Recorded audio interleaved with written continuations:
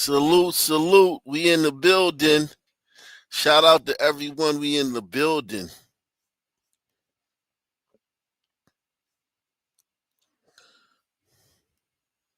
Chaos inside of Brooklyn criminal court this morning. The suspect accused of leaving the scene of a crash that killed an off-duty NYPD officer was arraigned today, but the hearing erupted into violence. Thanks for being with us. I'm Amanda Bossert, and News 12's Kelly Kennedy joins us now with the exclusive. Okay, so we know that the person who killed an NYPD officer is black. If the courtroom erupted in violence, and not saying that white people don't do violence, but there's certain situations where you know it's a black person. Court, public places, courtroom erupted into violence. Like that literally is like almost always a black thing. Let's just keep it a buck. Salute to everybody out there, man. Hit the like button, man. Shout out to Gouchman Low. Shout out to West Howard Street.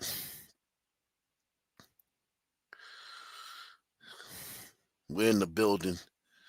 Chaos inside of Brooklyn criminal court this morning. The suspect accused of leaving the scene of a crash that killed an off-duty NYPD officer was arraigned today, but the hearing erupted into violence. Thanks for being with us. I'm Amanda Bossert, and News 12's Kelly Kennedy joins us now with the exclusive story.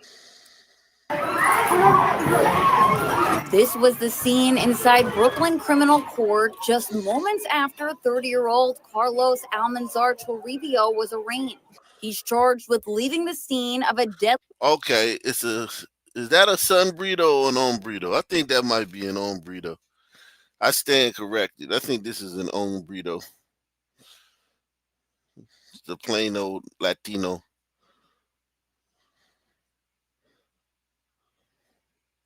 Plain old Latino, man.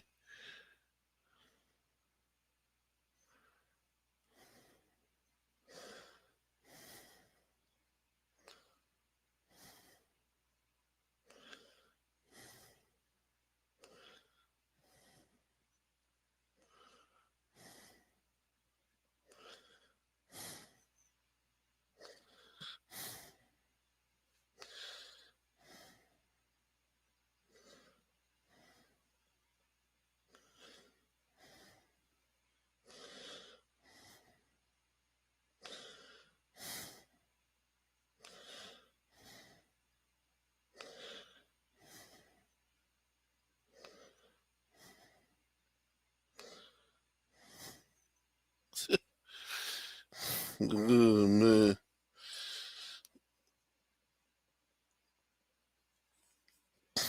Crash that took the life of off-duty NYPD officer Jay Pena. Sources tell News 12 that moments after Toribio was let out of court, Pena's 18-year-old brother lunged at someone in the courtroom. A scuffle broke out. A court officer was hurt, and Pena's brother was arrested. You can see him right here being escorted out by officers. Toribio's charges stem from a crash on the BQE back in August. Police say Officer Pena was riding his motorcycle when he was hit by a box truck Toribio was driving. PVA President Patrick Hendry says Toribio needs to be held accountable. He saw our brother on the side of the road. He then removed part of the motorcycle from the box truck and continued to leave. Toribio is charged with several felonies, including leaving the scene of an accident and tampering with evidence. Officer Jay Pena had 4 years on the job and was a member of the 84th Precinct. Losing a 30-year-old son in the prime of his life who had so much, ahead of him. Toribio pleaded not guilty to all charges.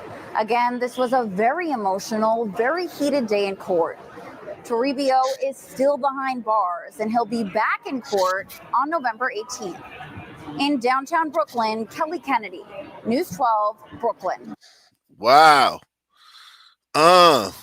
Salute. Everybody hit the like button, man. Smash that like button. Support the channel. Shout out to everybody in the building, man. We are live. We are live and direct, man. Well, the search is on for two suspects, one in connection to a hate crime on the Lower East Side. Yeah, police say the men made anti-immigrant statements before assaulting and slashing a 26-year-old man. Fix 11's Nicole Johnson has the latest on the investigation, including what her sources are calling a bizarre twist. East Houston is one of the city's most diverse streets. It's also the scene of a hate crime. Police say these two men went after a 26-year-old man. First word. Oh, it's a hate crime because it wasn't a white person, which it never is. Think about how crazy the news they are. That's probably what they're going to say. This is a twist. A hate crime against an immigrant, and it actually wasn't a white person. Literally.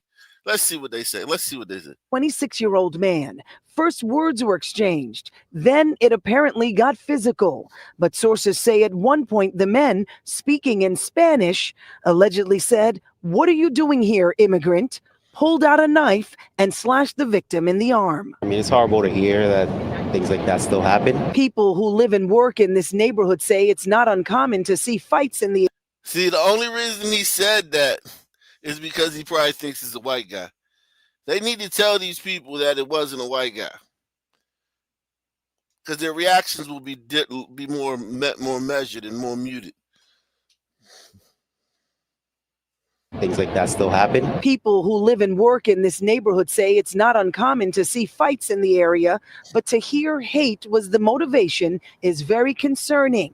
It happened in the early morning hours earlier this month, and sources tell us the victim had no idea he was slashed until he saw blood. So far this year, police have responded to more than 400 hate crimes in the city. How many of these think these were done by white people? How many of these hate crimes do you think were done by white people?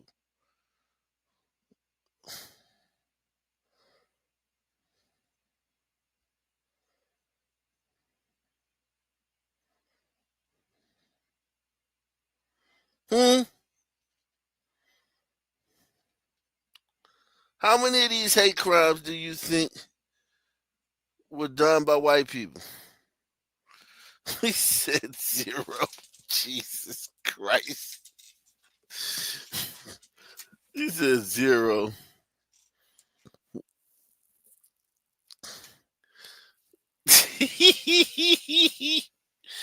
Damn, 0.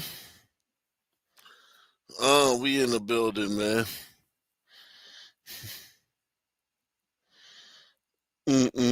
0. That's hilarious.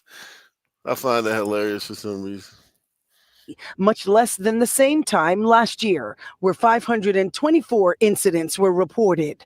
Still, what happened here has some neighbors very concerned. They say it's a sign of the times. I think the social fabric of this country is slowly unraveling. It's really frustrating to see, but we just amplify with our own comments online, and I think people are too online. I think if you go out and communicate with people, you'll see that we have a lot more in common than divides us. People need to be more educated on the history of this country and how it was built. The victim. See, he thinks it's a white person. You could tell by this dude's comments that he thinks it was a white person. Press 1. They just come up and say, hey, yeah, there was a hate crime over here the other night. Listen to his comments. Horrible to hear that things like that still happen. Things like that still happen. Like he's talking about like the past, and white people was chasing black people around. It's horrible to hear that things like that still happen. People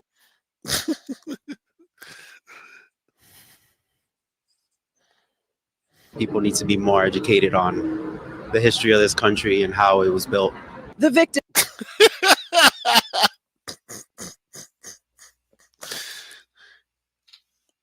Hey, sir, do you know there was a hate crime over here last night? Oh, really? Man. See, man, it ain't 16. They act like it's 1752, man. See, man, I thought we moved past all that, man, in the 60s, man. Man.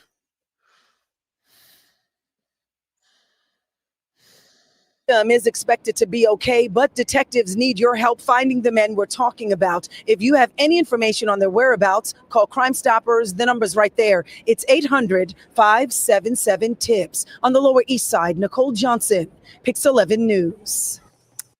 We are in the building. We are in the building. Everyone hit the like button, man. Hit that like button.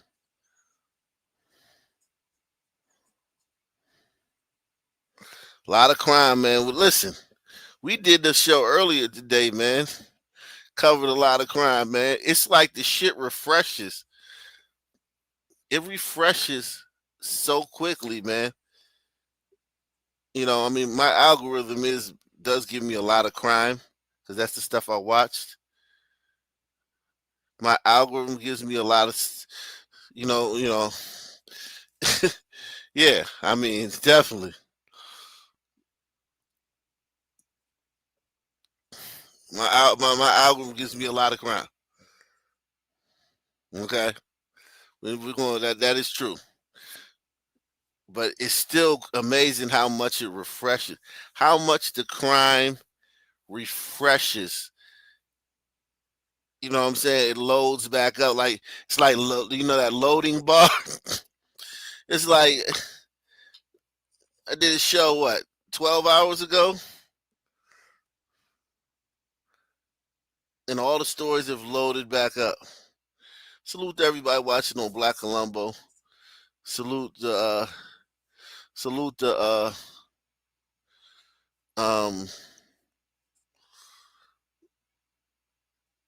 you say $1,000 a head for illegals. Shit. How about you donate $1,000? How about you take the $1,000 challenge then? Huh? You gonna say some shit like that in the comment section.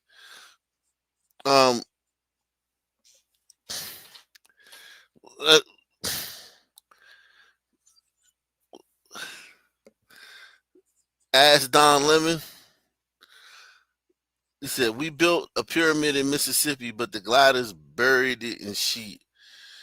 Yeah, man. There's one in Memphis too. But the gliders built that. But yeah, man, look at this shit. We're gonna get to the main event in a little bit, okay? We're gonna get to that Elon Musk tweet, man, in a minute. But I want you to see how much crime there is, man. How much ridiculous crime there is. I mean, ridiculous crime, like insane shit. For justice, for my. Tonight, a 15-year-old girl is charged with assault after a violent attack on an 11-year-old girl and her dog last week in the Bronx. And as Tony Aiello reports, some in the community say there are other victims, and they're hoping for additional arrests and charges. I asking for justice for my daughter and for the other girls. Please help me. Neliana Garcia standing at the corner where on September 22nd, this video was recorded. It's difficult to watch, so we're not showing parts of it. At least 2 young people took part in an assault. What color are those girls that's punching? What color are those girls that's throwing those jabs and hooks like professional boxers? Because it is far. The camera's pretty far away. But what color are those girls that are throwing those jabs and hooks and haymakers like professional fucking boxers?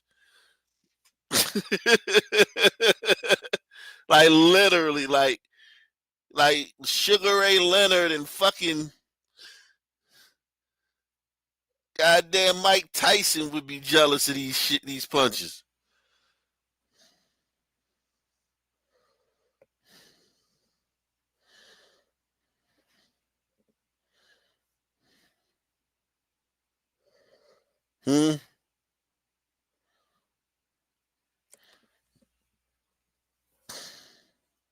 What color are those girls?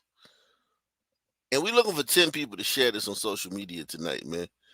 We're looking for 10 people to share this on social media tonight, man. This is the last day of the month, man. We're looking to have a big show to take out the month, to end the month in style. Let's see if we can have a good show tonight, man. I'm gonna drop the link. Hit the PayPal, hit the Cash App, hit the Super Chat, support the channel wherever you're watching.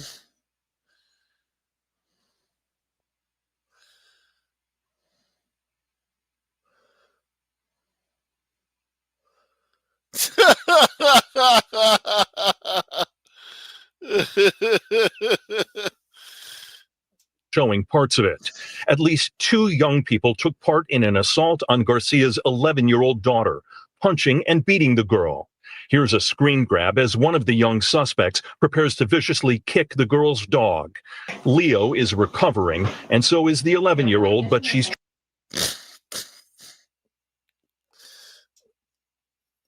I mean, could you imagine if the races were reversed? Could you imagine if the races were reversed?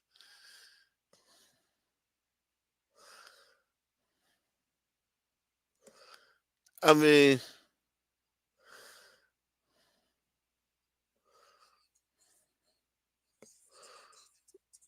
could you imagine?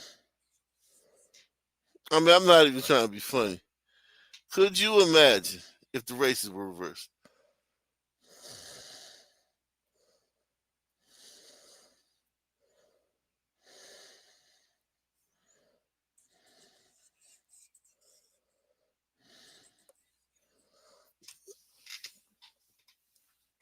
prepares to viciously kick the girl's dog.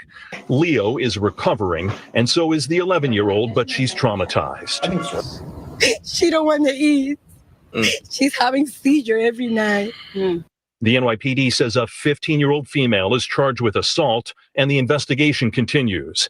Sarah Velez says the same group of girls assaulted her 17-year-old daughter outside a deli in early August. They're capable of continuing to do it without feeling any guilt. Wow.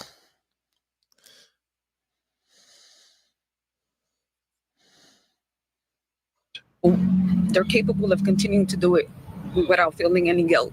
They're capable of continuing to do it without feeling any guilt. They're capable of continuing to do it without feeling any guilt.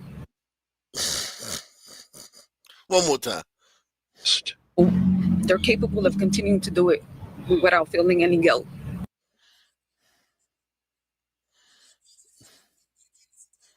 Shout out Gouch Below. Here's a little something to get you through the government shutdown. Salute, man.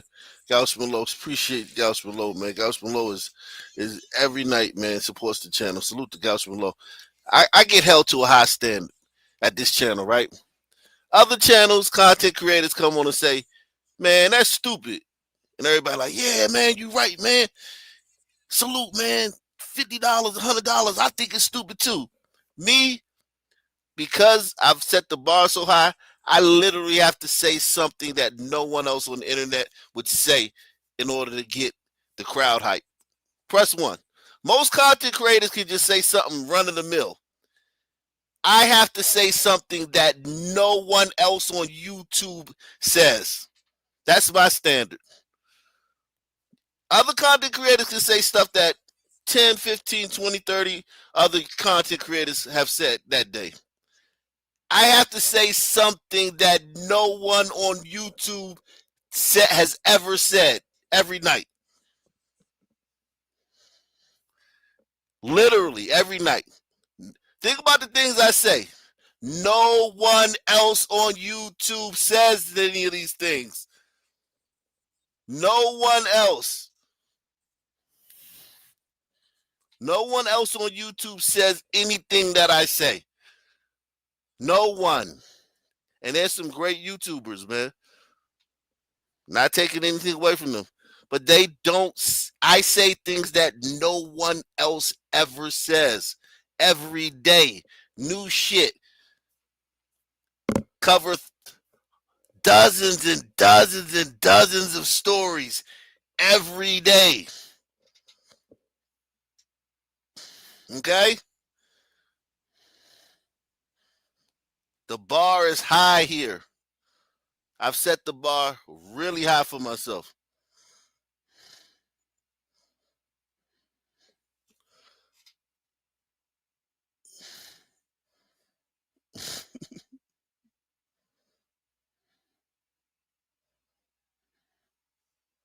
Yeah, I know. No one else, other countries, man, that's stupid. Word, man, you right, man. That is stupid. Man, we need to close the border. You right, man. Man, shit, I gotta drop gems. I gotta drop life-saving gems every single night. Salute to everybody tuning in. We got people on X, Ock Nation News, Black Columbo.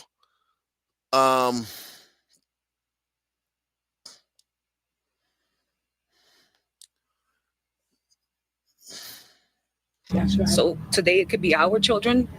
Tomorrow we don't know whose else is. Such violence by young people has community activists looking for answers. A lot of lack of empathy and a lot of also lack of discipline, not just on the parents, but on the community. Yeah. So we are a community. So we are a community. We have to take our community back, and we have to raise the children up as a village as it used to be back in the days. Raise the children up as a village as it used to be back in the days. Sir, what days are you talking about? Huh? What days are you talking about?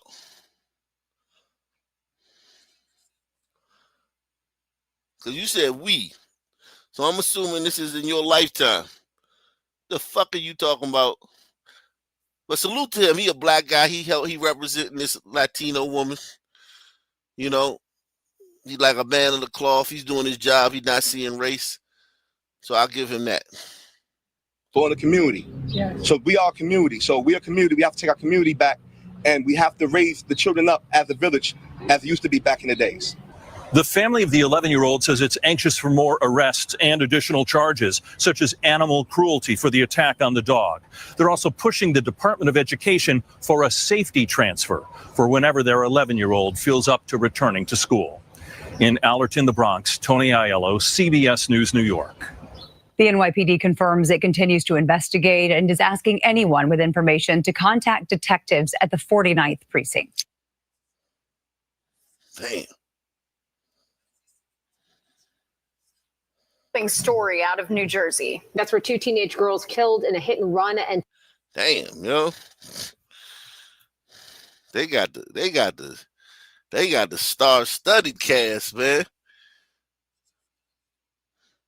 They got the dime pieces up here, man. What's this? Fox 5, New York. They got the dime pieces, man. They got the dimes. Jeez.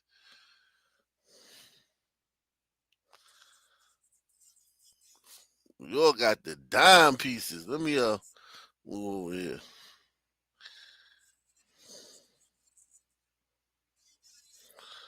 tonight, we're learning more about what may have happened here. Fox 6's Arthur Chien is live on the scene in Cranford. Arthur, what are you hearing tonight?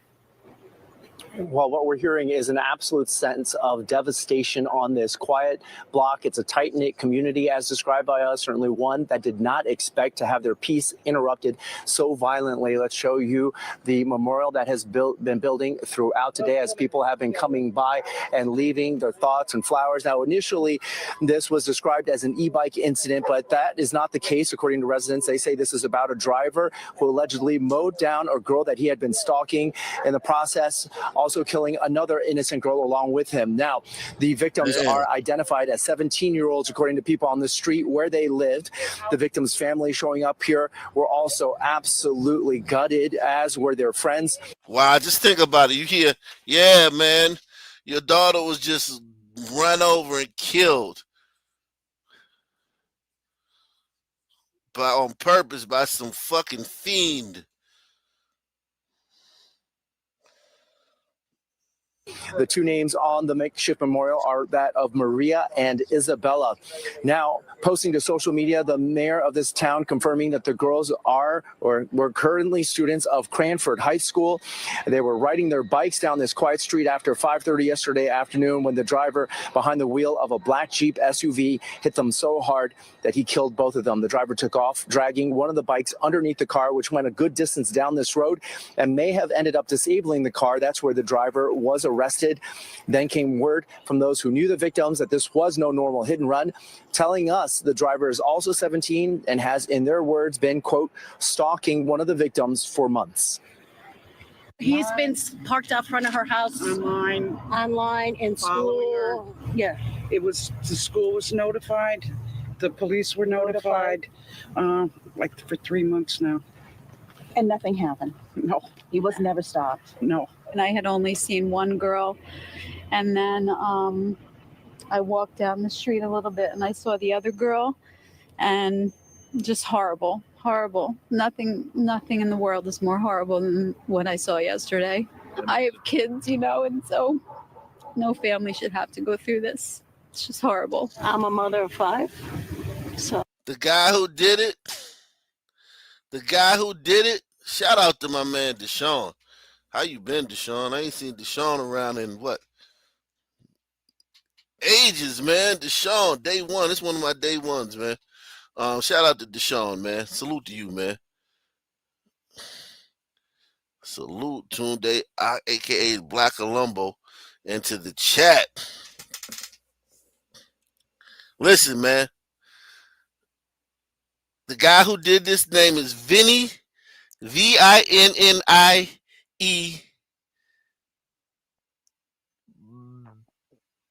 Battialoro. So I'm assuming he's Italian. Vinnie Battialoro. 17 years old. Killed both of these girls. And listen, I will say this, and this is not making any excuse for him. That love, them emotions you feel when you're in that age, holy shit. Them emotions you feel that age are insane.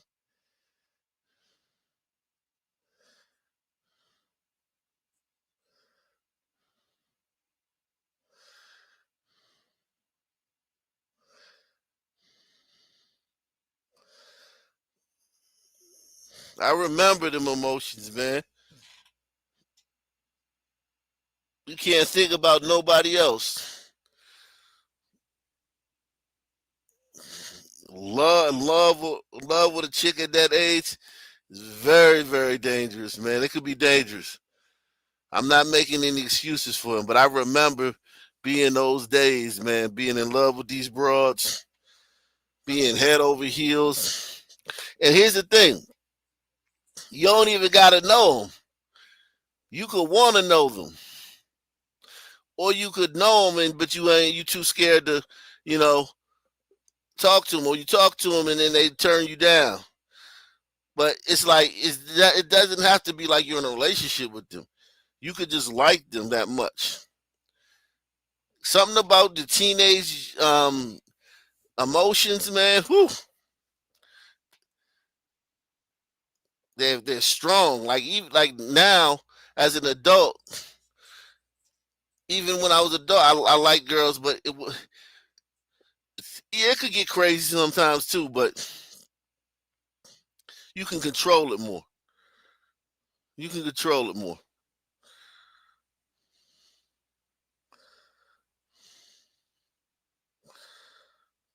He said, I know I'm half Italian.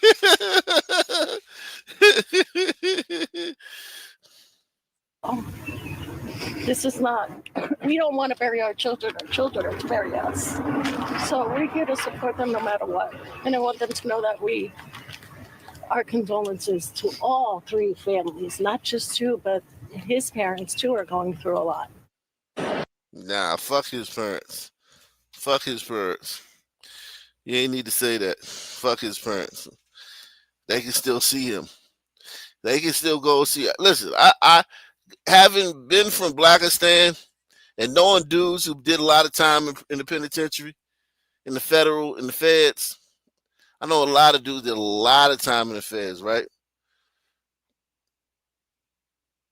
A lot of dudes. I'm talking about a lot because I went to school. So it's like I just even that people I don't know personally, just people that I know from school and shit, right?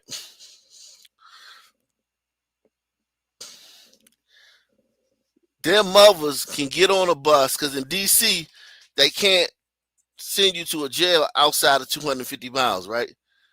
They got to send you to a jail, a federal institution within 250 miles. So you're going to be somewhere in the region. Most times way closer than that, but you can't be no further than that, right? And then if you a person in a state like Maryland or Virginia, you're going to be in the state. You're going to be in a prison or penitentiary in the state. So,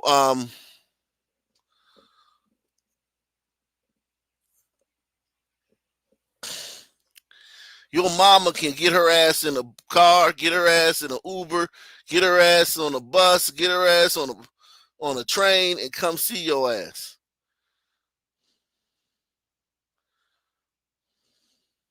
Okay? Come see your ass.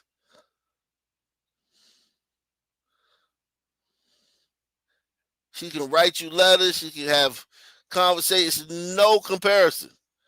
That's why I get so mad when people, because I've seen it. That's why I get so mad when I hear people say that. We got our condolences to the dude who killed these girls. Our condolences to the guy who shot up the club too, because his family's going through it. No, they're not going through the same thing. They're not going through the same thing. They can literally go visit that nigga.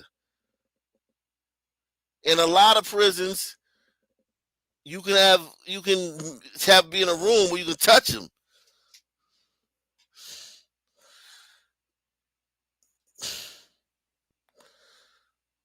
Sometimes you can talk to him through a glass or whatever. But you can contact, you can have a relationship. That dude's fucking family is gonna be able to have a relationship with him for however long. I don't give a fuck if he does a life sentence. They're gonna have a relationship with him. This girl's family is never going to talk. She's poof, finito, gone. You can't talk to. You gotta talk to her through the spirit realm. You gotta literally talk to her through like spirit, like. You know what I'm saying? You might see somebody that look like them, or somebody might do something that reminds you of them. Or, you know what I'm saying? Or you may have a dream or something like that. It's not the same. People got to stop doing that. It's not the fucking same.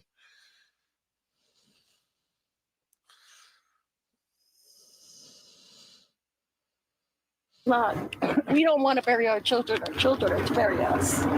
So we're here to support them no matter what. And I want them to know that our condolences to all three families, not just two, but his parents too are going through a lot. Now, it is the Union County Prosecutor's Office that is handling this entire case right now. Almost 24 hours later, they have not released the name of the driver. Now, friends of the family tell us that the driver is related to the police chief in a neighboring town. We have yet to be able to confirm that through the prosecutor's office. We're waiting to hear back from them. Meanwhile, a vigil is planned out here for 7 p.m. tonight. That's the latest from Cranford, New Jersey. Arthur Chian, Fox 5 News. Natasha Bianca, back to you guys. Yeah, such a tragedy there, Arthur. Thanks so much.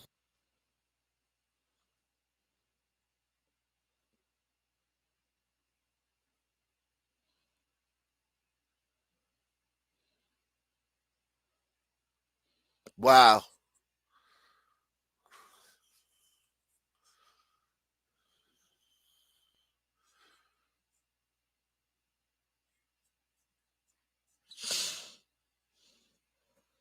The sister of West Georgia shooting victim says he was hunted down like an animal by a man who opened fire on her brother, Austin Glover, and his passenger.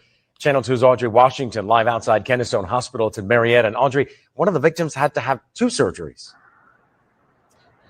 Right. And that victim's sister told me here at the hospital that her brother was shot in the neck and that he still has a very long road to recovery. I'm just so glad that we are preparing and planning his recovery and not their funerals. Caitlin Glover knows it could have been much worse. Her brother, Austin Glover, now at Kennestone Hospital with a gunshot wound to the neck and a serious injury to his femur. He has 2 more surgeries ahead. To his ankle and to his face. They have to wire it shut. Caitlin says the nightmare began when someone shot Austin and his friend Cameron Callahan while the two were out mudding this past weekend. Mudding is when a driver does tricks in the mud. Haralson County Sheriff's deputies say this man, Omar Bennett, opened fire on the truck because he was upset the two were mudding near his home on East Bridge Road. He also told deputies he thought the truck was stolen. This man had multiple opportunities to call 911. Deputies say Bennett used his ATV to chase down the truck and then block the driver from leaving the scene. Deputies tell us the gunshot caused Austin Glover to crash into a tree. Callahan suffered a serious head injury after he slammed into the windshield. Omar Bennett is charged with aggravated assault and other offenses. They were being hunted like animals. Anything that you want the suspect in this case to know? I cannot speak on that right now. This is too hard. And there are GoFundMe accounts set up for both victims in this shooting. Anyone who wants to donate to those accounts, you can find the links on our website. That's WSBTV.com. And we are live here in Cobb County tonight. Audrey Washington, Channel 2 Action News. Wow. University of Kentucky football star running back Jamarian Wilcox faces sex abuse charges tonight. He was arrested today. WDRB's Richard Essex tells us he's accused of getting in a woman's bed naked and refusing to leave.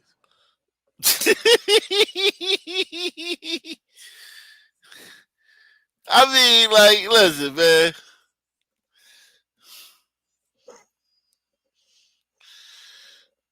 What was she wearing, man? That's the real question. What was she wearing? Like, was she in pajamas or was she having on negligee? Because it matters, man. It matters.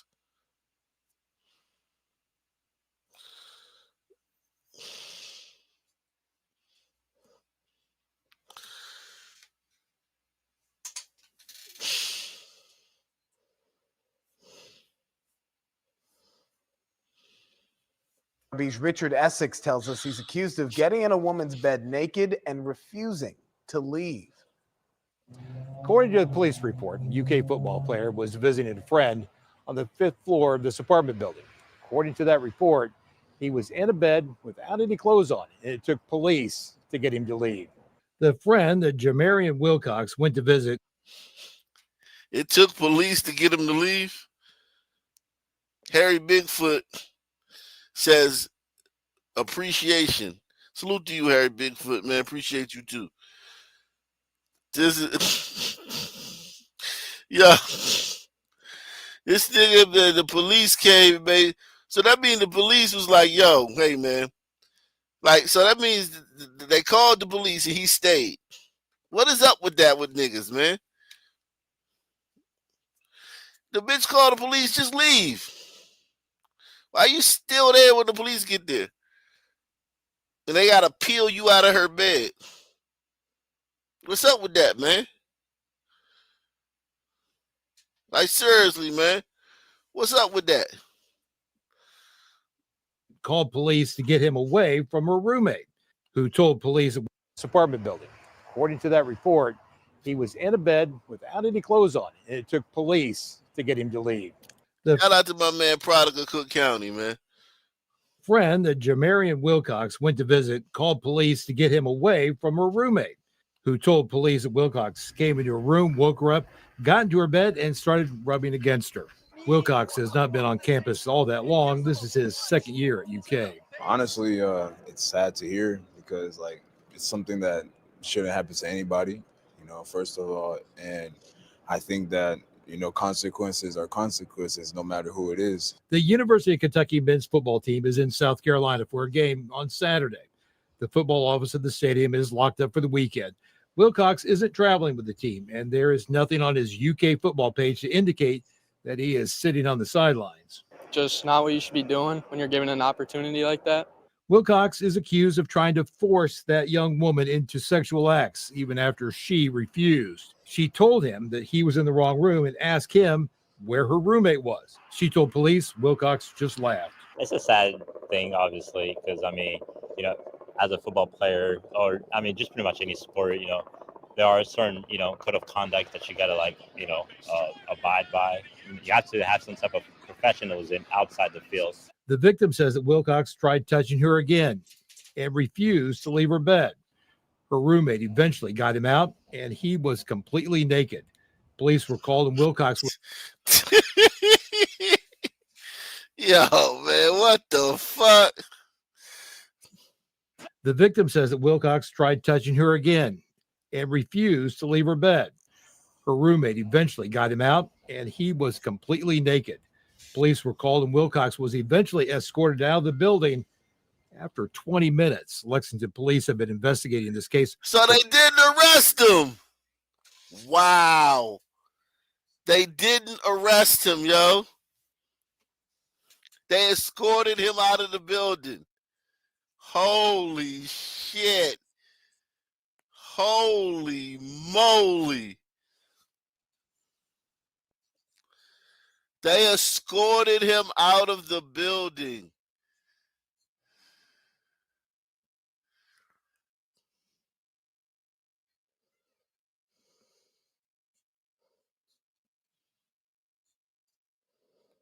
Wow.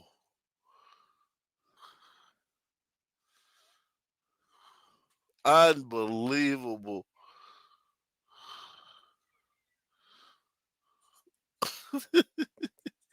After all that, they escorted him out the building. Jeez.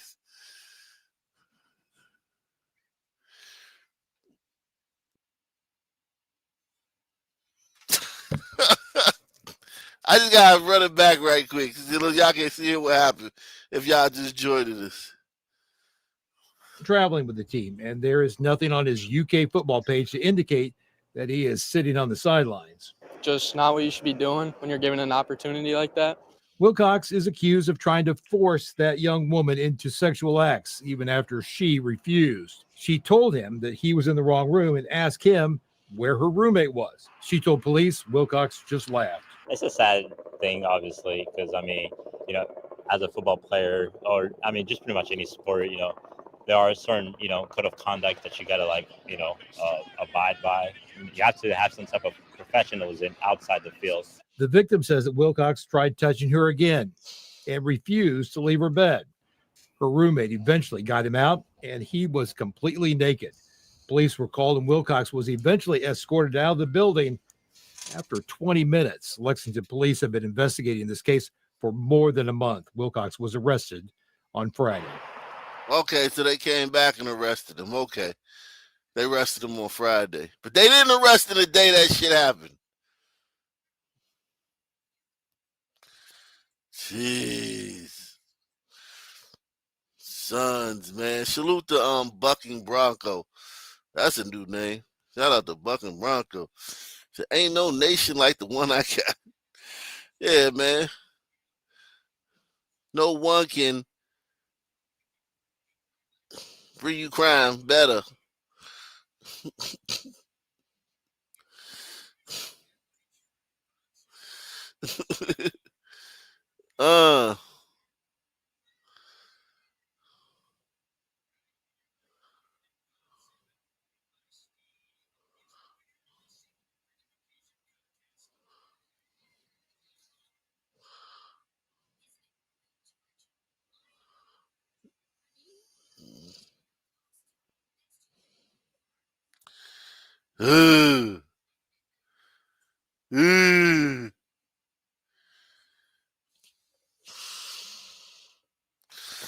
Douglas County jury has convicted a repeat offender in a 2024 murder.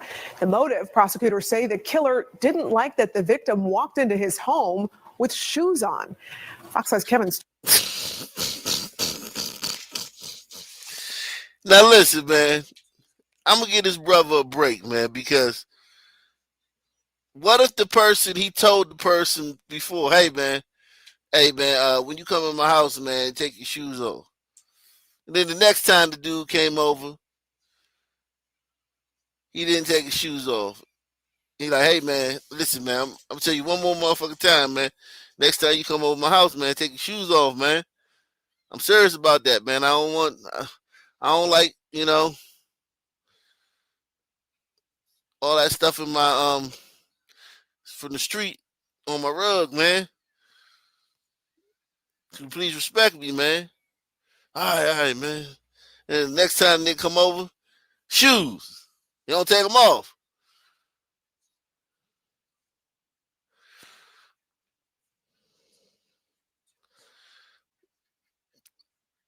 Like, some man will kill you for that. I can see some man killing you for that. More so than just the way the way they portrayed it seemed ridiculous, but the way I portrayed it, press one if you can see a son man killing you for that.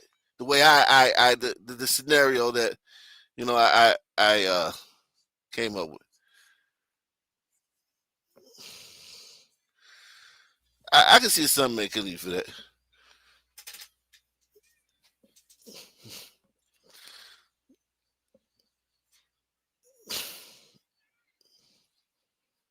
Douglas County jury has convicted a repeat offender in a 2024 murder. The motive, prosecutors say the killer didn't like that the victim walked into his home with shoes on. Fox 5's Kevin Stewart joins us live from the Douglas County Courthouse. Kevin? Yeah, the defendant tried to say this was self-defense, but obviously the jury did not buy that. These videos you're about to see help explain. He did. He is dead. This is video jurors watch, doorbell video from April 2024, moments after Don Bondimitri shot and killed 26-year-old Tamarian Bivens, the boyfriend of his wife's daughter. There have been previous disputes between the two. I in no way. The boyfriend of his wife's daughter. Yeah. You the man of the house, and you got a daughter, a stepdaughter. And of course, Tamarian Bivens is probably a street guy. She ain't bringing home no doctor. She ain't bringing home no lawyer. She ain't bringing home no entrepreneur. That bitch bringing home a fucking son, man. Press one. And and that's your house. You pay the bills there. And that nigga probably disrespectful as hell. Probably treating her like shit. Yeah, it's gonna be a lot of tension in the air when you a black man. Yeah, you a grown black man and you gotta deal with a fucking another younger black man. It can get dicey, man. After Don Bondimitri shot and killed 26-year-old Tamarian Bivens, the boyfriend of his wife's daughter. There have been previous disputes between the two. I in no way think that they were best friends. Prosecutors say this murder unfolded in the breezeway of the Trevento apartments after a disagreement about rules, etiquette. The dispute started over the victim wearing shoes in the defendant's home. The defendant had a welcome mat outside of his apartment that said, "Take off your shoes," and the victim walked into the apartment and I guess didn't take his shoes off quick enough for the defendant. Senior Assistant District Attorney Victoria Hicks talked to jurors after the verdict. This video, and I just popped him, boom, and he fell. Resonated with the jury. Bondimitri claimed self-defense and returned to the scene a couple of days after the shooting. He had a body cam on. Investigators had a body cam on. To reenact the clash. Shows how he ran up behind the victim and shot him in the back of the head. Bivens did not pull a weapon. It didn't take jurors 2 hours to return a guilty verdict for a man who just got out of prison in 2020 after serving 15 years for attempted premeditated murder in Miami. So the mom, he just got out. And listen, man, it's fucked up being a nigga, man. You'll be single, right? And this nigga have a wife. You'll be a black dude out here, single as a motherfucker, dating and shit, going through all the bullshit with dating. online and shit, trying to meet women and shit. Meeting bitches, the shit only lasts for like a week or two, then you off to the next one. Can't find Miss Right. And this nigga come home from doing 15 years and he got a wife.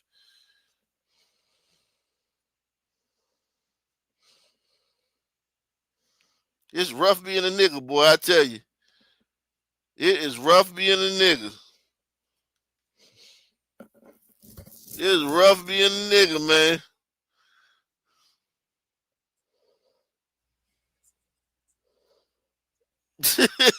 Shout out to Jimmy Fields, man. He said, sad to see shame brought to the name, Jamarion. Yeah, man, Jamarion, man, had such a prestige to it, man. Everybody hit the like button, man. Smash that PayPal, smash that Cash App. Support the channel. We going in, man. We going in like nobody else, man. I'm gonna get to this Elon tweet, man.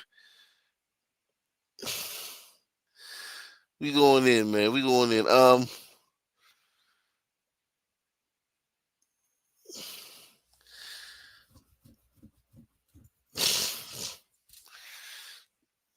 For a man who just got out of prison in 2020 after serving 15 years for attempted premeditated murder in Miami, only to move to Georgia in 2021 and do this. He had absolutely no remorse for what he was doing. He didn't seem scared for his life. He seemed like he was pissed off, and he finally shot the person that pissed him off. And for that, he was sentenced to life in prison without the possibility of parole, plus 15 years. Going live in Douglas County, Kevin Stewart. Jesus Christ. Life in prison. He gonna do that on his head, man. He gonna do that life sentence on his head, man. He gonna do that life sentence on his head, man.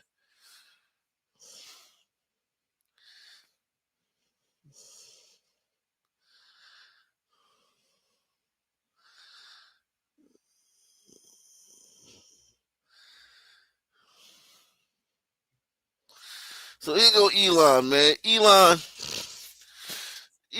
man. Stirring up trouble, man.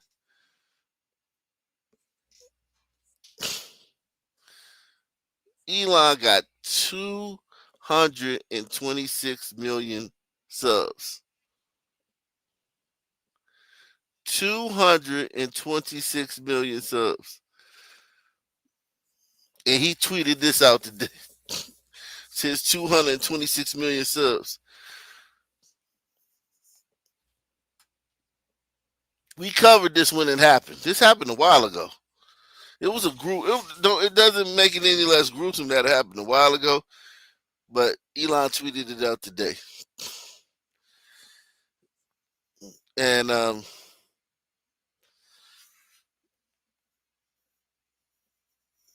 that dude is 31 years old.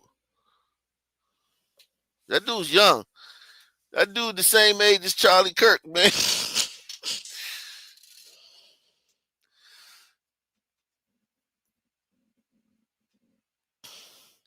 He got out of jail 39 times before he murdered an innocent white girl. Damn.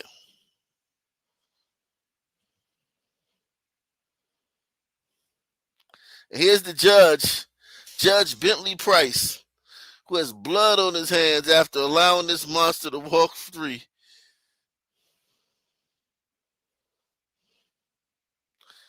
So it wasn't a sisters. Sisters, y'all off the hook, man. Sisters, y'all off the hook, man. We can't blame this one on sisters, man. That's the judge, man. Bleeding heart liberal. This dude been arrested 39 times. That's a lot of fucking arrests, man.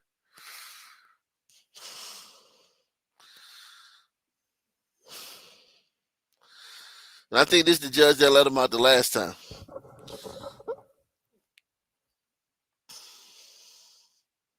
Why is Coach Prime trending?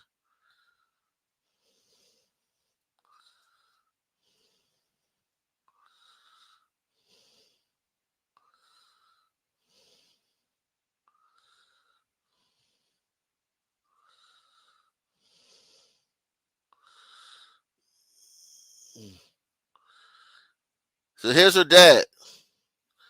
Here's her dad, man. Here's her dad. He spoke in front of some hearing today. Well, yesterday. He spoke in front of some hearing yesterday.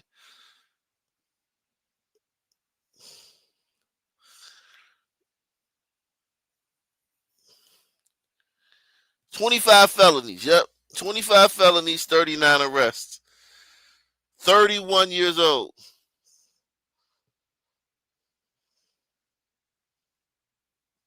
It was just walking around them streets.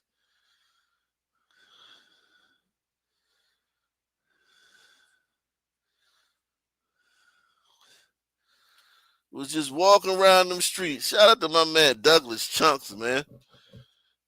Douglas Chunks.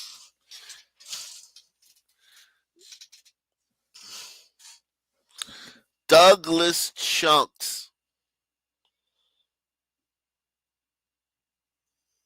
Salute to Douglas Chunks, man. Everybody give Douglas Chunks a round of applause. Y'all getting free memberships, man.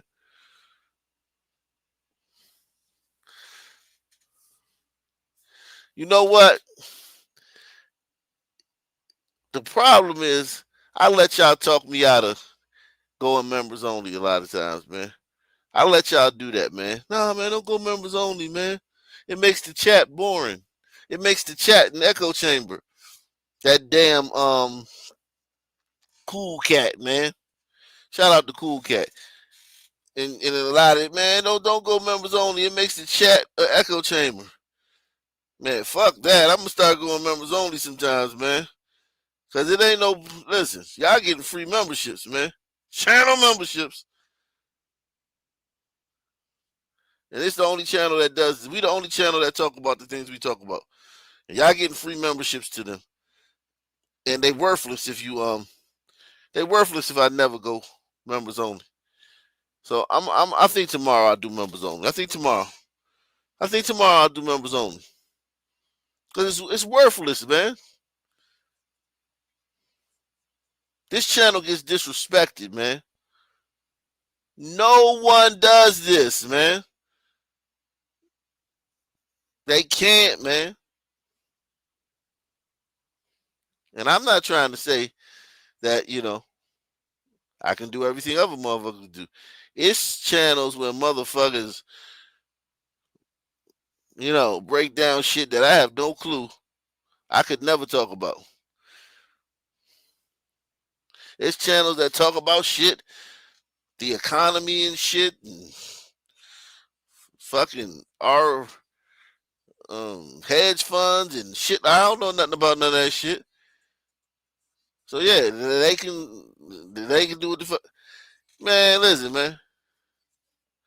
When it comes to this shit, this crime shit, that nigga right there, I know that nigga, man. And I know it's other YouTubers that know him. They can't articulate it, man. They can't articulate that shit.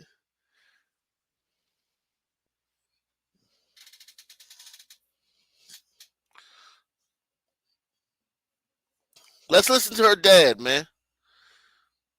This brave white man. This is a white man right here, man. Let me tell you something. I saw a snippet of this earlier. Full disclosure. I saw a snippet. Full disclosure. This white man right here,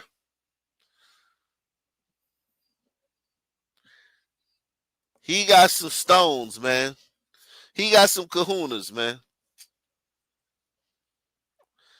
But the thing that I think about is that, damn, it took his daughter to get killed like this. Or did it? Because I don't know if he was based like this prior to this.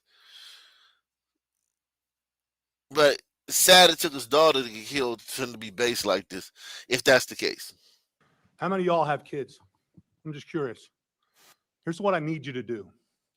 When I tell you this story, think about your kids.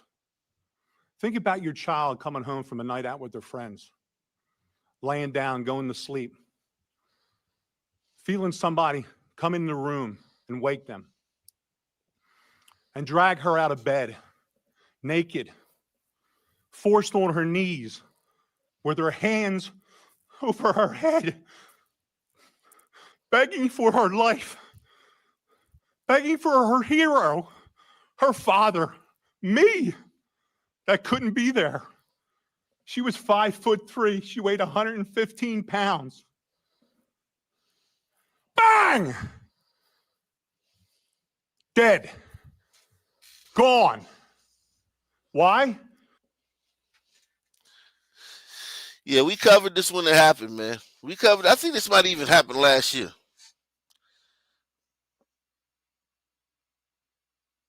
This fucking shit stain. Broken. This girl, it wasn't even her house. She was staying with friends. Broke into the house, grabbed her out of bed, and just killed her instantly. Someone he'd never met during a burglary. She was naked. She was ass naked.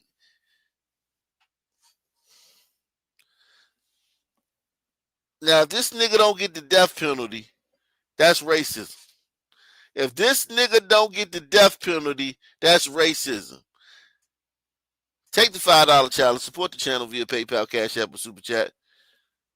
Make sure you you jump on the bandwagon. Jump on the bandwagon. Jump on the Doug Chuck's bandwagon and support the channel too. Don't say, oh, Doug Chuck supported the channel, I'm good now. No, you support the channel too. All man, all of us, it takes a nation, a village. This motherfucker right here, if he don't get the death penalty,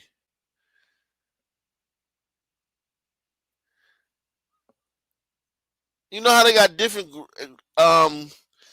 counts of murder, like manslaughter, second degree, da da da. This is capital murder. You committing a felony already, breaking into the house. She's naked. It's not even like, hey man, I saw her reaching, man. I thought they had a gun. I just shot. You know, so sometimes they'll give the crook, you know, a lesser murder charge if for shit like that. I don't know why, but sometimes they'll do that, right? But she ass naked. You grab her out of bed, force her to her knees, and blow her brains out instantly. That's capital murder, man. This guy's got to get the death penalty, man. He has to get the death penalty under the law. If he doesn't get the death penalty, if he's not eligible, if he doesn't get the death penalty, well, here's the thing. Here's a good thing. If you don't give him the death penalty, no one else can get the death penalty in that state. This is South Carolina. No one else can get the death penalty in that state ever. Because if they try to give you the death penalty after this, you should be able to reference this case precedent, whatever precedent. Like, yo, y'all ain't get him the death penalty. Y'all ain't get him the death penalty.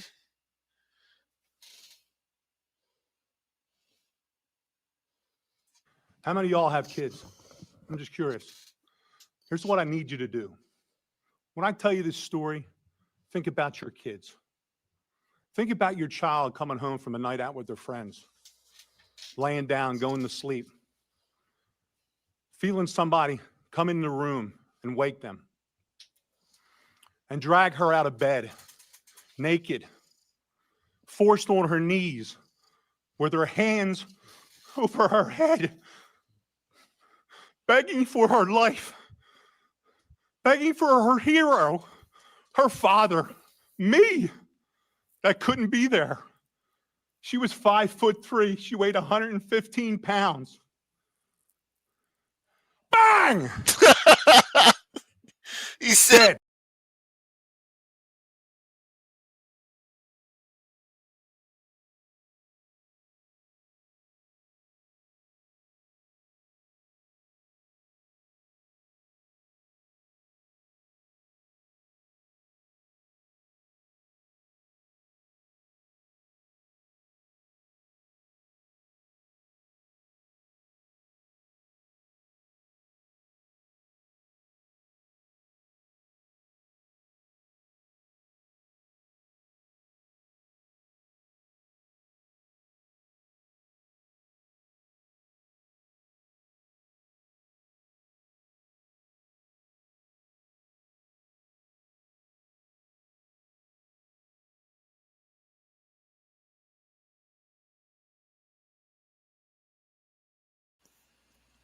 I'm muted.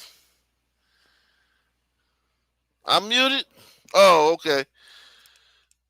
He deserved to be able to say it, man. He deserved to be able to say it, man. He deserved to be able to say it.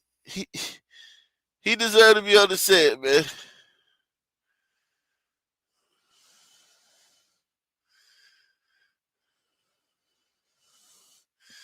Yo, listen. He deserved to be able to say it. I'll give you that, man. If anybody deserved to be able to say it, he deserved to be able to say it, man. He should be able to get one, man. I ain't gonna lie, man. I ain't even gonna lie, man. I ain't gonna lie. Salute to Barry B coming through once again. Shout out to Barry B for the 100th night in a row. Barry B is in the building. Shout out to Barry B. Listen, man. Listen, man. Listen, man. He deserved to be able to say it, man. What's up, Doc? What's happening, man? Yeah, dude, this is just some fucked up nut shit, man. I'm telling you. Hey, Fisherman, what's up, buddy? Right now, some You gotta people say Hal they're Hitler. You gotta say Hal Hitler, man, to make him respond, man. Heil Hitler. Yeah, there you go. Fisherman, he's kind of back sometimes. But Sons are the biggest terror organization in the country. Press one.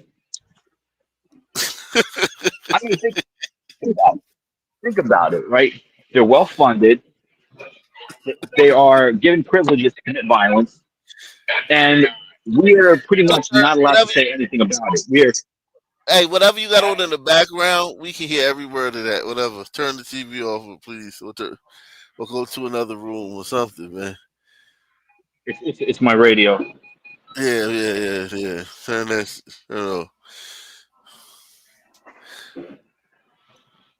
Go ahead. I said my piece. Okay. Yeah. Listen, man.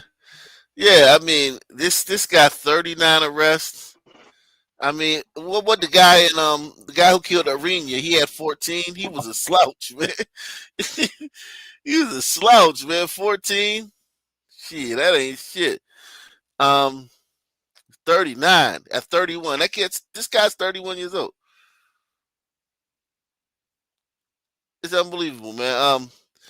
Shout out to S Freak, man. This is Shamil Reader says, "What's up, Ak and the nation? Today's my birthday. Watching the greatest show on YouTube. Chilling, celebrating the big 5-0. The beard is back. Damn, Shamil, 50. Hey, you know what you got to do?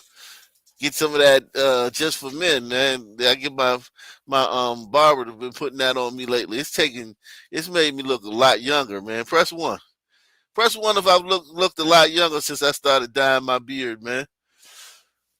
I look a lot younger, man. I think I do. With the way women look at me in public, I can tell I look a lot younger. We're checking You know what for I'm you. saying? No, you can tell the difference. You can tell the difference, man. Yeah, man.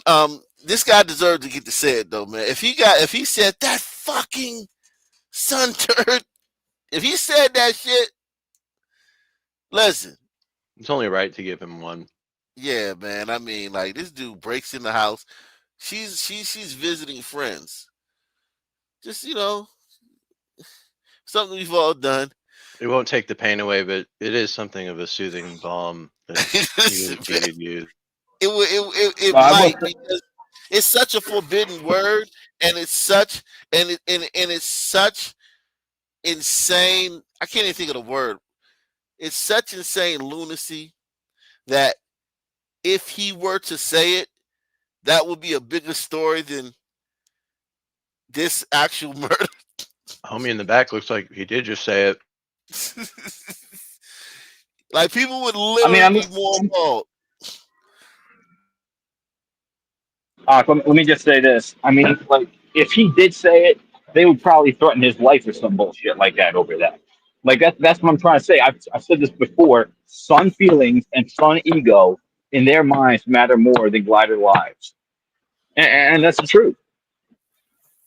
Yeah, Like they think they exactly. have the right to kill somebody over a word, but if you like I said this before, like look at the lynching stories. They're angry about us getting revenge or justice for one of our loved ones or community members getting killed. For this. That's how warped their mindset is. Like the Well, only no, I don't supremacy even in think this it's war. country, I don't think the it's war. only let me just say this: the only supremacy that exists in America is black supremacy. Press one. Yeah, yeah. I don't think it's warped. I think they literally don't give a fuck. I think they're literally like, man, what? You know, I mean, they're just reacting. Like they don't care that this why you said it. Whereas like, what's the word you used before? I forgot already. Warped. Yeah, warped would mean that like you're some kind of like there's something going on up there, some kind of psychosis or some kind of, you know what I'm saying? It's just literally we're sitting here. This guy's talking about his daughter that got brutally murdered by this ape, and he used the N word. Man, fuck all that, man. And it's not warped. It's just like a fucking like we just heard that shit and it's fuck everything else. It's like it's really no thought into it. It's like And all the baseline is no empathy. yeah, exactly. Because to have empathy, you would have to be like, okay, I understand he's going through some stuff right now. You know what I'm saying? Um, Anybody could make that mistake. Had I been in that position, I may have said something inappropriate. Nah, Attacked out a white man and broken into my daughter's house, pulled her out of bed, put her on her knees, and shot her through the head. I'd probably be pretty angry at the other race too. yeah, they don't have that. Yeah, exactly. So it is a lack of empathy. It's a lack of empathy and a lack of like just emotional control. Yeah. Yeah, I that mean, is it's crazy. sociopathy for the most part. Like I remember when Liam Neeson got in a controversy over that. Like something happened to his relative, and he said like he wanted to kill like the next black person he saw. Yeah, which is Like real. Yeah. so, Yeah, he got in big we are trouble.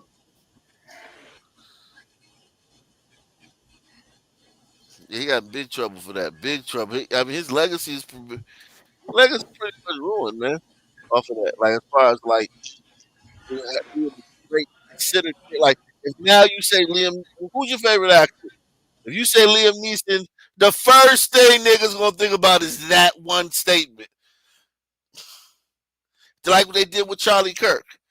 Like blacks didn't even know who the fuck he was, and then they found out he had said something that they didn't like, and they were like, "Oh fuck him, he did. Fuck him, he deserved to die." So Liam Neeson, blacks actually might know that. You know what I'm saying? Oh, if they already know what you said, oh yeah, your He's name racist. up or something that happened to you. Oh shit! God damn, you're fucked. What's up, TJ the conservative? What's your thoughts, man? What's up? What's up, my boy? You can hear me? Yeah, man. Long time no see, man. Go ahead. Your floor is yours, man. Yo, man. Yo, this shit been crazy down in my city, dog. And sometimes I sit back, man, and I might just watch while I'm working, man, and it's like, man, the sun, man, you know, we ain't that motherfucking bad, dog. We ain't that bad, dog. But all I gotta do is step out my damn door, and I'm reminded, yes, the hell we are, bro. And the nerve of people to get on TV, man, with this white supremacy, white systematic bullshit. You know, I want somebody to tell Picard Sellers or whatever his name is to hit the link one day. Talk to somebody that's in the city, like me, bro. Like everything we ever had positive in this city, dog, is shut down because of the Sun Man, dog. Not What because city of is the that? fear Tell us of what some city kind that of is. some systematic racism coming. Tell us what city you talking about. Bro, I'm Before you in go on. Columbia, dog. But you know I'm in SC, dog. I am Columbia. That's Okay, why go ahead. they can't run the bullshit by me, dog. Every now and again, you'll get some crazy shit from, you know, a white person or a man, but everybody in the city know, dog. You know why you tiptoe around at night. You know why you keep a gun on you in your house. We know why every bar, everything gets shut the fuck down, bro, because we can't act. This shit that just happened downtown, bro, they wiggle and weasel What around just happened downtown. downtown? What just happened downtown? This shit right here. Oh, this happened. This was downtown. Yeah. So this is a big story in like right No. now. This is a big story in South Carolina. Hell no.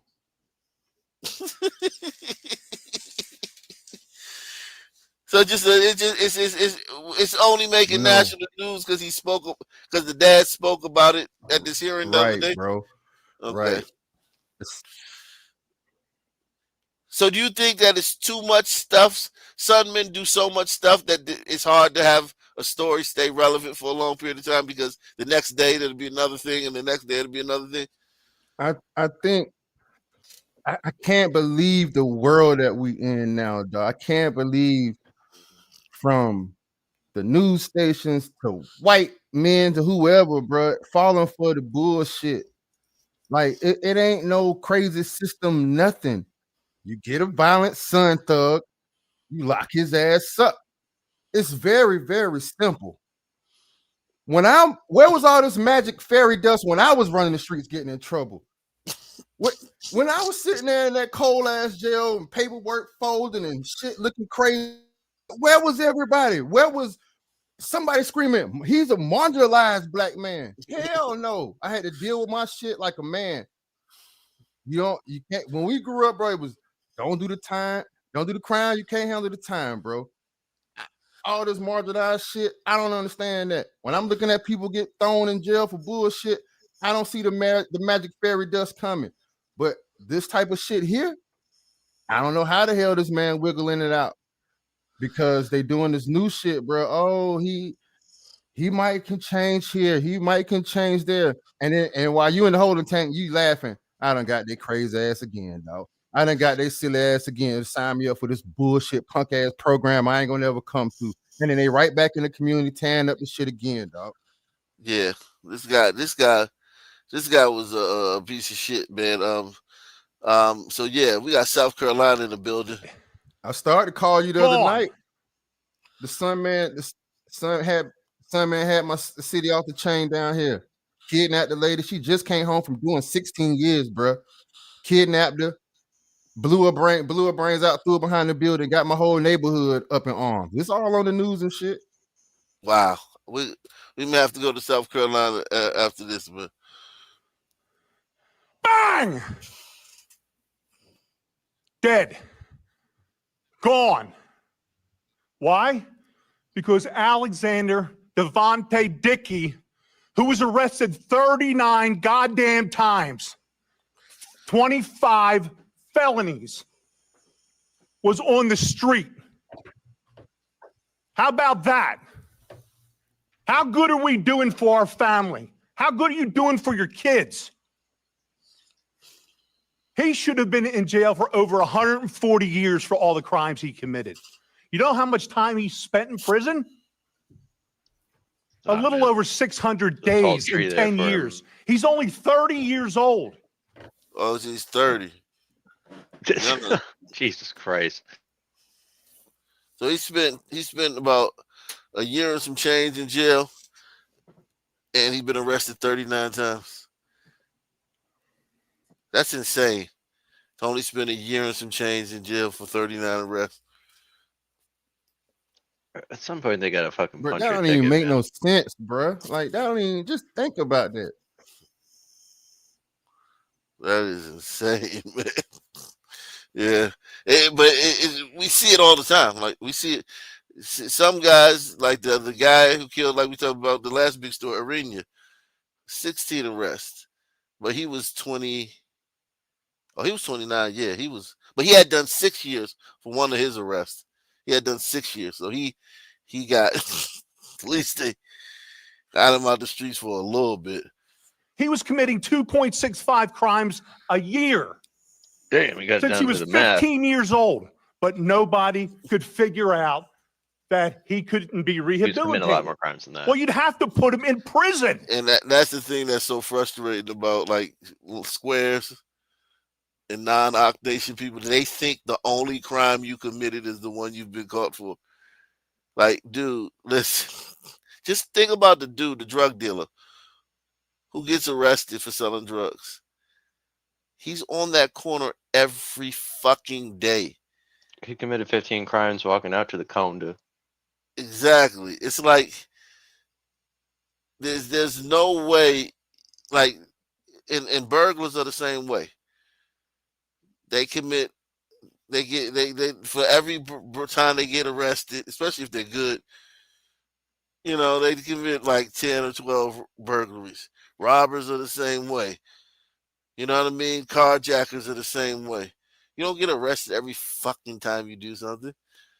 You know, even rapists, they even get away with it a lot. You know what I'm saying? Like, it's just interesting how like people think that, like, if he got 39 arrests, that means he's probably if you got arrested every time for everything he did, he should have got arrested. He said he was committing 2.5 crimes a month or something. A year, Two and he a half said a crimes year. a second. He said a year. Oh yeah. To see if he could be rehabilitated. Isn't that the idea of prison? But no, my daughter wanted to be a teacher. She finally figured it out 2 weeks before she was executed. And I haven't heard a damn word from Byron Gibson in South Carolina. Not one word. 4 months, no communication. His biggest concern was that he was pissed off about my interview and how I made him look on the Fox News channel with Trey Gowdy. How pathetic is that? That we're letting our 22-year-old kid visiting friends. It's all she ever wanted to do was visit friends. And she literally was executed while on her knees begging for her life. Her name's Logan Federico, not Irina. And you will not forget her. I promise you. You will be sick and tired of my face and my voice until this gets fixed. I will fight until my last breath for my daughter. You need to fight for the rest of our children, the rest of the innocents, and stop protecting the people that keep taking them from us. Please. You have the power. Exactly? We put you in the power to do I'm gonna tell you what he was doing. We're asking you. See, what he was doing was downtown gliders get so relaxed because down there it's like it's so college mixed with regular people who live down there, and so many people get so relaxed, man. They got that money down there, and they're so oblivious to the stingray, baby, the thief. You heard what Nas said, the thief stings, baby. So now you got the weasel, and it's so crazy because the homeless, they flooded down there, and it's a pattern, it's a lingering pattern to check a car downtown, see somebody drunk, tipping around, they got a little change, because just from the optics of you living downtown, oh, they must have something. So I'm gonna ramble through your car. For whatever reason, people keeping their guns, they leaving money. So he hit a lick. He found money in the gun. He couldn't do that and leave. This fool started going in the house. And then he went in the girl's house. People, man, they got them all over, man. It's college time. And so I don't know what, nothing but the devil made the boy do that stupid. I'd be damned if I sit up in the box forever for somebody for nothing. But they all downtown, man, and people get so relaxed. And so So hold on. In order for them to get relaxed, that means there's not a lot of suns down there, right? No. When I say relax, I mean like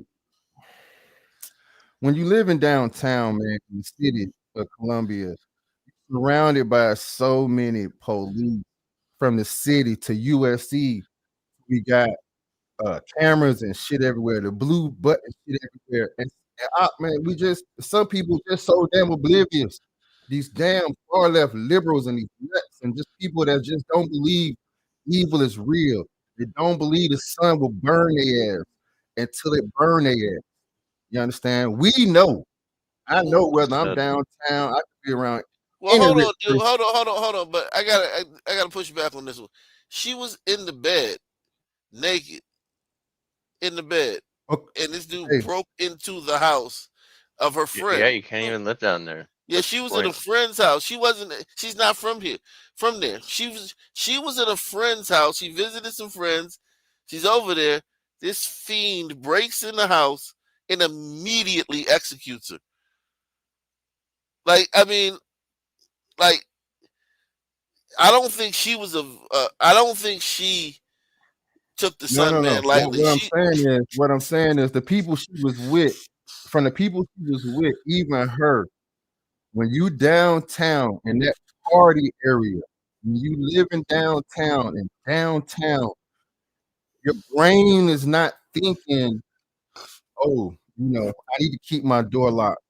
I need to be on point. That's what I'm saying. They wasn't on point. The sun man, not only just the sun man, but a weasel in the night. He's lurking. He didn't know none of them was down there either. He just so happened to, on his pursuit of trying to hit a lick. I don't know what made him just randomly start checking doors. Maybe he wanted to go in the house. I don't know. They couldn't be on point for that. But what I'm saying is, when you downtown living like that, you get so relaxed. I used to do it. When I used to deal with the girls downtown, to be downtown, you get this little, got the police here. USC police down here. Cameras everywhere. But no. You still in the middle. Every college campus is still right in the middle of the hood. Right next to USC is the hood. And when you have the hood, you have the sunman. And they linger. Sometimes you hit a big lick. Sometimes you hit a small lick. Sometimes they'll take somebody's life on some evil shit, bro. Wow. Yeah. Salute to Osa the Healer, man. He says he deserves a season pass to say it. Yeah, definitely. Yeah, definitely, man. Who's this? Unlimited uses. Yeah. Andro Nova. Who is that? And everybody hit the like button, man. Hit the like button. Osa, my boy. That's a possible. That's a possible bomber. I feel like my Okay, your spidey senses. Yeah.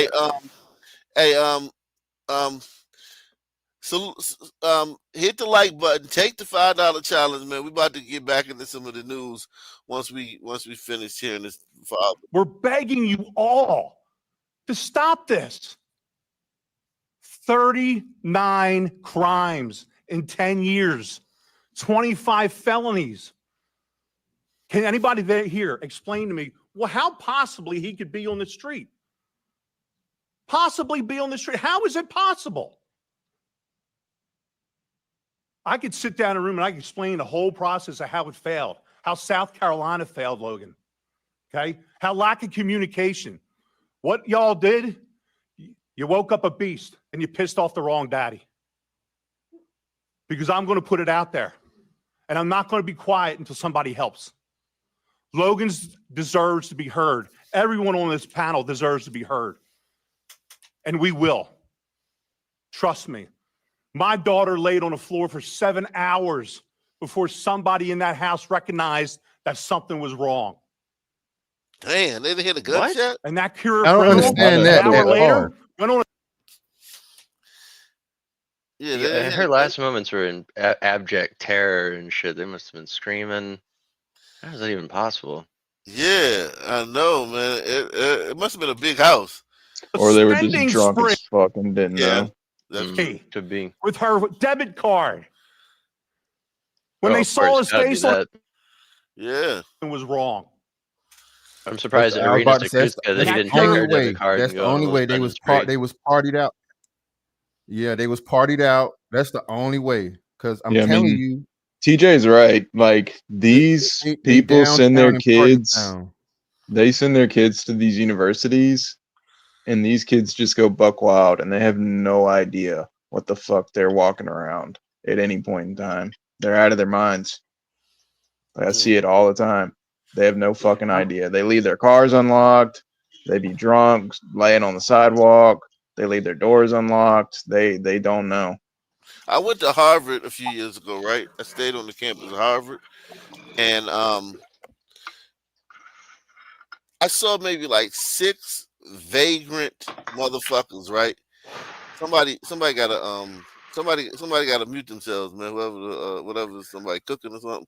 But it was like 6 vagrant dudes, because Harvard has a downtown to the campus where it's a lot of stores. I mean, a lot of stores, a lot of restaurants, very nice. And I saw like 6 vagrant talking to themselves, weird ass, just out of place, bummy ass niggas, right?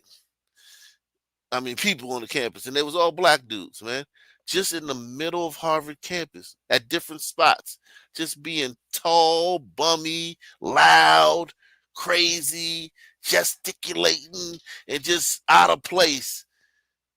And this is Harvard. And I was like, wow, man. And everybody let them, they weren't like calling the police on them. Everybody just let them do them. Go ahead. I just want to say this, that I don't know if you heard, I saw this on Facebook where there were some chicks on a college campus, and they were letting this homeless guy, give them massages and shit. Like liberals, they don't have any awareness of their environment, or they have no sense of danger, because that's what I'm saying. They come from such coddled, privileged backgrounds. They don't know how the real world works. Yeah, animals. That's why they protest for Gaza. That's why they you know what I'm saying, they take up all these silly causes. If you got fucking white bitches for Islam and shit. Yeah, this criminal. An hour You later, can't tell them shit went on a either. spending spree with her debit card. When they saw his face on a video, they didn't have to do a check. He was arrested so many times, they knew who he was. They knew exactly where to go get him. Pathetic. Absolutely pathetic that I'm here today. Thank you for your time. How many of y'all have kids? You can't tell these people nothing either. Like that girl that died, if you told her what imminent danger she was in, going out getting drunk, doing the party girl shit, she would just roll her eyes and act like you were out of your mind. You remember they don't fucking listen. You remember in Colombia where you remember TR whatever or TJ, that girl Samantha Josephson, how she got in that random car?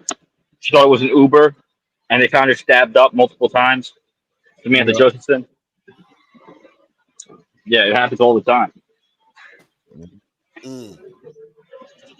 They are weaponized allegations, not statistics. Tonight, a bombshell investigation. The FBI's hate crime statistics are not fact. They are weaponized allegations, cooked numbers, deliberately designed to frame white Americans as the nation's villains. Here's the scandal. Arabs and other Middle Eastern and North African offenders are classified as white. So if an Arab Muslim commits a hate crime, the FBI records the offender as white. That's not just sloppy, it's statistical fraud, and it inflates white offender numbers across the board. And it gets worse.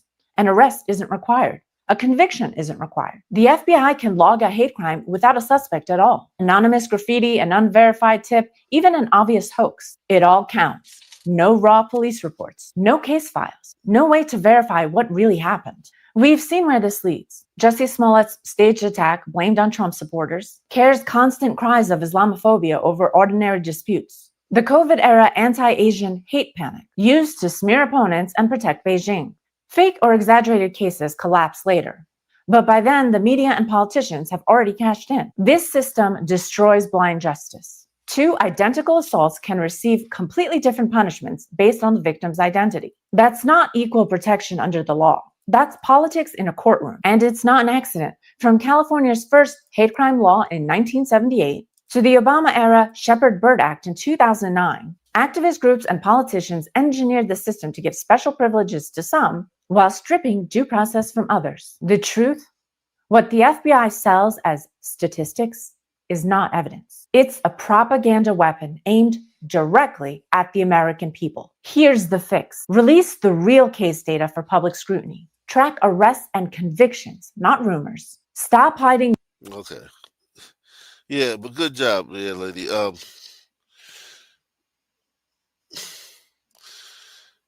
Yeah, this is it's sad, man. This is just sad. Um, Unfortunately, man. Damn.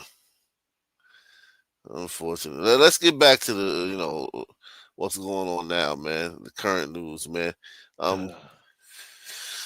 Yeah, let's get back to current Rather news. depressing. Yeah, it Did is. you see who's running TikTok now? Who's running TikTok? I'll give you one guess. Elon Musk? Oh no. No. Jeff Who do Bezos? you no, who do you think would want to take over TikTok? Come on, World's Small Hattery. Come on, tiny country in the Middle East. Oh God's wow. chosen people. Oh wow. No, I didn't know that. Speaking of them, man, I saw some stuff on them the other day, man. They it was a channel I had seen on here. Where's that thing? Here it goes, right here.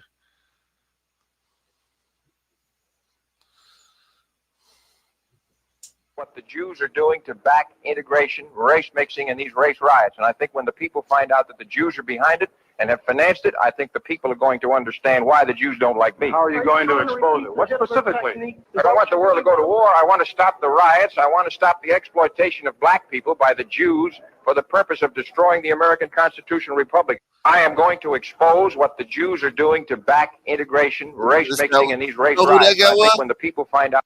You know who that guy is? Like Lincoln Rockwell or something. George Lincoln Rockwell. Oh, Yeah. okay. George Lincoln Yeah, Rockwell. he was super bass back in like the 60s. Yeah, that was base. I read some of his stuff a while back. Yeah, he knew what was up. But like there's way more of us now that understand this stuff. I couldn't imagine being him back then and trying to get people to listen to what he was saying. Yeah. Yeah. I mean, people were more racist back then, so. I don't know. But they weren't aware of the J question. Let's see this. Magnus Hirschfeld, an atheist Jew, was the first homosexual and transsexual advocate of the 20th century, and also performed the first sex reassignment surgery. Karl M. Bayer, a Zionist Jew born in Germany, was the first female-to-male transgender surgery. Back in the United States, all the major lobbying organizations for transgenderism and child gender confusion is done by, you guessed it, God's not-so-chosen people. National Center for Transgender Equality, founded by Mara Keisling, a Jew. Transgender Legal Defense and Education Fund, founded by Gillian Weiss and Michael Silverman, both Jews. GLSEN, or Gay, Lesbian, and Straight Education Network, directed by Eliza Bayard, a Jew. TSER, Trans Student Educational Resources, founded by Eli Ehrlich. And Sylvia Rivera Law Project, a legal aid organization that advocates trans rights, founded by trans activist Dean Spade, both of which are Jews. Magnus Hirschfeld, an atheist Jew, was the first homosexual and transsexual advocate of the 20th century. Wow, I didn't know all that shit, man. Wow. Hey. Now do you believe it's when we say the Jews screw? No, but I still don't think they blame for everything. That doesn't make me think they're responsible for everything. Nope. I mean that's irrational to sit there and say like, oh, they made every single little thing is not them, but the series of like cultural rot problems is them. I mean, I already knew they had a lot of power. Okay, hold on. Jesus Christ.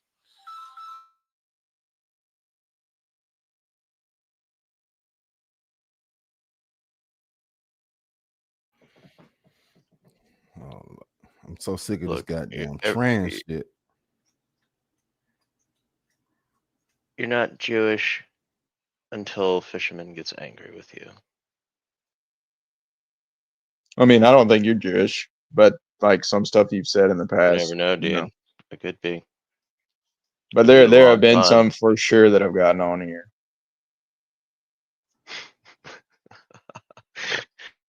Like Alexander Barrington. Sal, definitely. That other dude that said he was just a surfer, bro, that worked at Dollar General and lived in a trailer. Yeah, that dude was a Was Jew. actually a Mossad agent. Well, I mean, whether he's with Mossad or not, he was a Jew that was just trolling. Like he made an archetype in his head of what a white dude is, and that's what he spit out. Yeah, we are a more nuanced bunch than is portrayed. Hey yo, do y'all know where the girl was from that came down here? The one that No. the dad was speaking about? Yeah. I thought it said South Carolina. Or no, Oh, I I guess she think it came to South happened here. Carolina. Yeah, it happened down here. No, hold on. Yeah. I mean, just think how ridiculous it is, though, to think you're gonna send your 20-year-old daughter or whatever into some big city, and the idea is that she's gonna go there and just get drunk and Right. wander around in the dark. Like, not that she was out wandering around, but this happens all the time. Right. It's crazy. That's why none of them. That's why I get into it with them all the time, bro. They can't tell me about none of this stupid shit. I done did all that stupid shit in the street. I done did all the ripping and running. Now that's why I know how I know how it is downtown. Either if nobody to hear. Now, when I first heard that, that sound crazy. You know what I'm saying? But I know how it is. They probably partied out. Some of those houses are big as hell. You know what I'm saying? But that's still for a gunshot and for 7 hours. That's kind of wild right there. But I know how relaxed they can be downtown. I know how they leave the doors open and the cars unlocked. They go through the parking garage. They always checking cars and shit. Motherfucker done went in my damn car before I don't Well, left why my do you think car. he killed her like that, though? Like that was he just ran up in there and then bam, that's the first thing he did. Why? It was just convenient. And people, bro, just evil, Weird that, like, evil don't have a bottom, dog. Evil don't really have evil don't have. And so The that's all I motivating can think factor about, is bro. just seems to be so like You the have to bro who be got murdered on possessed the by evil train. to do that, bro. I refuse to sit in the box forever for killing somebody at 30. TJ, I just want to say this to the chat. I think it's kind of weird that they didn't, like, she wasn't sexually assaulted in any way. Like, she was naked and all that. Like, so he just wanted to kill her just to kill her, or? She probably was. Yeah. But we don't really know. We don't really know. You know what I'm saying? But I know for him to kill her though, that's fucked up though. I can't really wrap my mind around that. That's just so fucked up. That's why when I'm downtown, if I advise anybody that's living downtown, you know what I mean, always just be aware of your surroundings. We say it all the time, but again, downtown, just like you said, it's kids from here, it's kids from there, it's kids now they're meeting up. You might not come from wherever you're coming from thinking of nothing like that. You just thinking, man, I'm a college kid, damn it. I deserve to be able to come out, live, and have fun. I deserve to be able to leave my fucking car door open, my house. This is my shit. God damn it. You don't come in here. The shit pissed me off, bro. And so I don't know what made him kill her. I hope he get every fullest extent to the law. I don't give a fuck who don't like it. Car sellers, any motherfucker in South Carolina. You know, the shit pissed me off, bro. Straight up. I don't know, man. Just Well, this shit a lot of crazy. these kids, they go to private high schools, like private Christian high schools, and they live in upper middle class neighborhoods. And then they go to, somewhere like New Orleans or Columbia or DC or whatever, and they have no fucking idea what the hell they're walking around. And then shit like this happens all the time. There was a glider chick that I know back in the day. She went to Atlanta, walking around drunk at night, got held up at gunpoint by a Sunman, totally caught her off guard. It's like, And yeah, that's what the fuck happens in Atlanta when you walk around at 1 a.m. and you're drunk as fuck, you fucking moron. every big ass university dead slap in the middle of the hood. That's definitely true. Yeah, that was Bro, what LSU was like for sure. listen, speaking of which, when I was living in Atlanta, I go see my mans, right? This when I was in the street doing my thing. I go get me some smoke. I got my cargo shorts on, big old thing of smoke in one pocket, big old thing of smoke in the other pocket. Money in this pocket, money in that pocket. So I'm walking to the train station. I'm coming to Clark, what they call the AUC. Clark, Spelman, all that shit. I'm leaving the middle of the projects. I can see the train station, an older guy in front of me. Out of nowhere, the Sun Man pops up with the gun. Hey, y'all put y'all goddamn hands up. Bro, I had my back turned. The old man dropped all his shit. He got his hand straight up. I turn around, I look at the Sun Man. I said, look, bro, I'm broke as fuck. I'm about to sneak in the train station, shawty. And I just started praying and turned my back and walked off. All he had to do was just reach down and hit my pockets or just, I ain't saying none of that shit. The man looked at me, he uncocked his gun and said, man, I'm broke as fuck too, shawty. I'm sorry, dog. And I'm going to the train station with you, dog. A small little runt. I started to steal off on him, get into it, but I thought about it. I just diffused the whole situation. I don't potentially save 3 lives out here. At least 2, he got the gun. We Highly all walked to charismatic. the train station together, dog. Downtown Atlanta. Who knows how many lives you saved right there? The Sun Man came out of nowhere with the strap. Big ass gun. Not no white supremacists. Not no far right Proud Boy.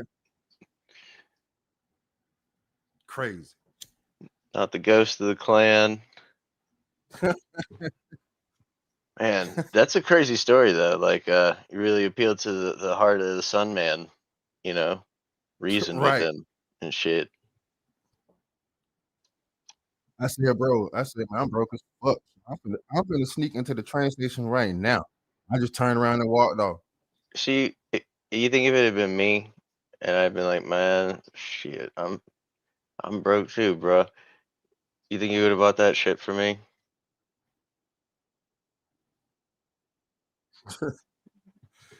I don't. I think you would have blown you away. I think I would have I gotten mean, more succinct. I just was blessed that day, but it's just all I kept thinking about. All I kept thinking about was like, damn, dog, go get your own hustle, go do something. How many people he done that to? How many times, you know what I'm saying? Or shit could have went left real quick.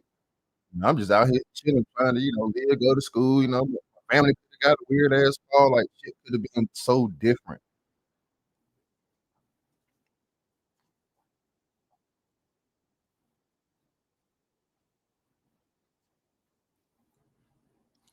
Look, Art done got in trouble now. A regular occurrence, I think. Right. At least he stayed awake. Oh man, that should be so funny. That should be. Yeah, it's pretty loud sometimes, though. Pretty loud.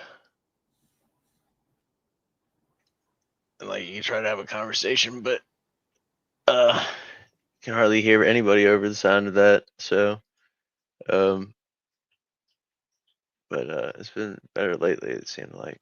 Have you seen any ICE or feds walking around? Me, no. But I stay out of like car washes and shit for the most part.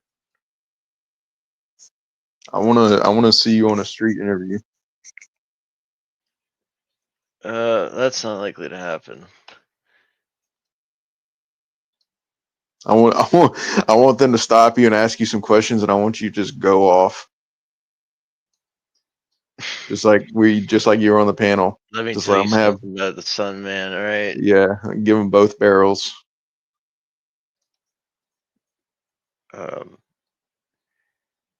Yeah, I give him peace of my mind. I don't know how much effect that would have, though. It's Yeah, they would just edit your interview out. They wouldn't include it. well, John Galt, he got interviewed in DC. I did a show on that, and he was saying that he said a whole bunch of other stuff that they didn't they didn't air. They sort of just aired the little bit of it that made him seem like he was talking about how they need to make more programs and shit. Yeah, the media.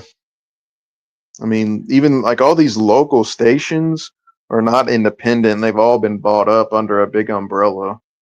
So it's not like they're allowed to just do whatever they want and they just fall under the same kosher liberal umbrella as everything else.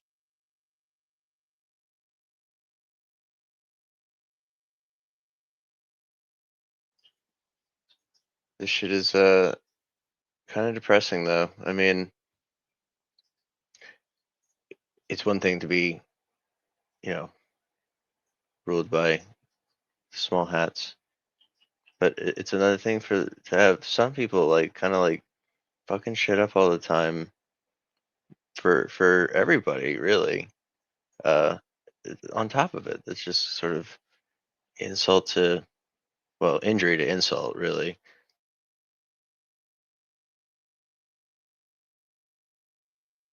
Hey, just remember it's all part of God's plan or some shit. You know what? When I leave, I usually lose the audience, man. But when y'all talking about Jews, man, the audience stays, man. I was talking about sun people. Yeah, Hot Black just wants to talk about Jews nonstop. I don't get it. Yeah, man. He's obsessed. Yeah. Let's see. Yeah, let's go back to today, modern day.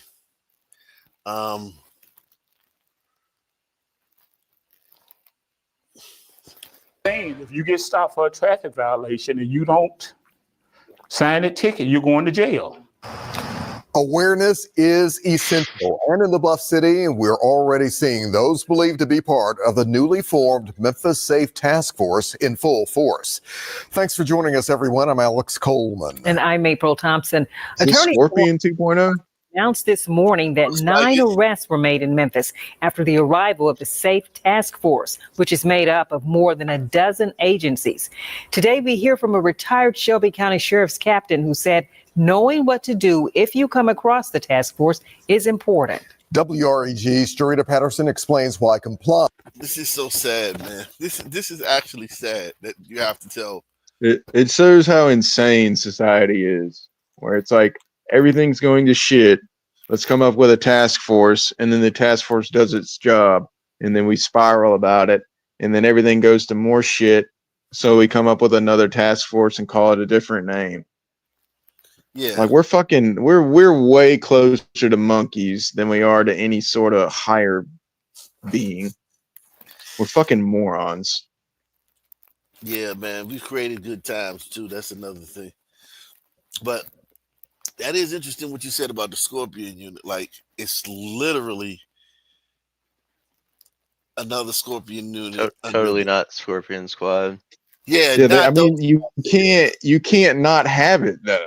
It's like as soon as you take the reins off a little bit, it's just buck wild, street takeovers, pull out your AK and spray the block, spray the interstate, spray the gas station.